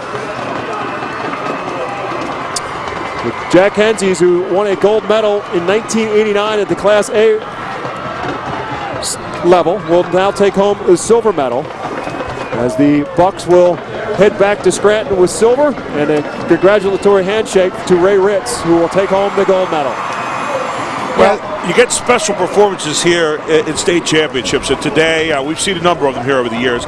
Today will rank up there with one of the special performances, not only by an individual player, but by a team that was running on all cylinders today, and obviously motivated by the remembrance of last year. A much stronger team this year, a much more polished team this year. Very good team last year. This year, as we said, way, way, way up in unbelievable land against a very good Dunmore team that provided their fans with a wonderful body of work, as we said earlier this season. It was special to watch this today. 16-0 on the season, 15 of the 16 Mercy Rule games. That's record-setting performances in every way, record numbers. You can't help but talk about Jeannette and talk about the numbers they put up, because they are a statistician's nightmare in a lot of ways.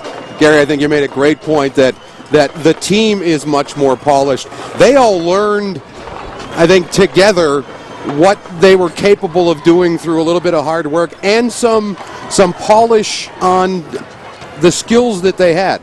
You know, Pryor is the centerpiece to that, but their line blocking today was outstanding, and defensively they were much better this year than they were last year.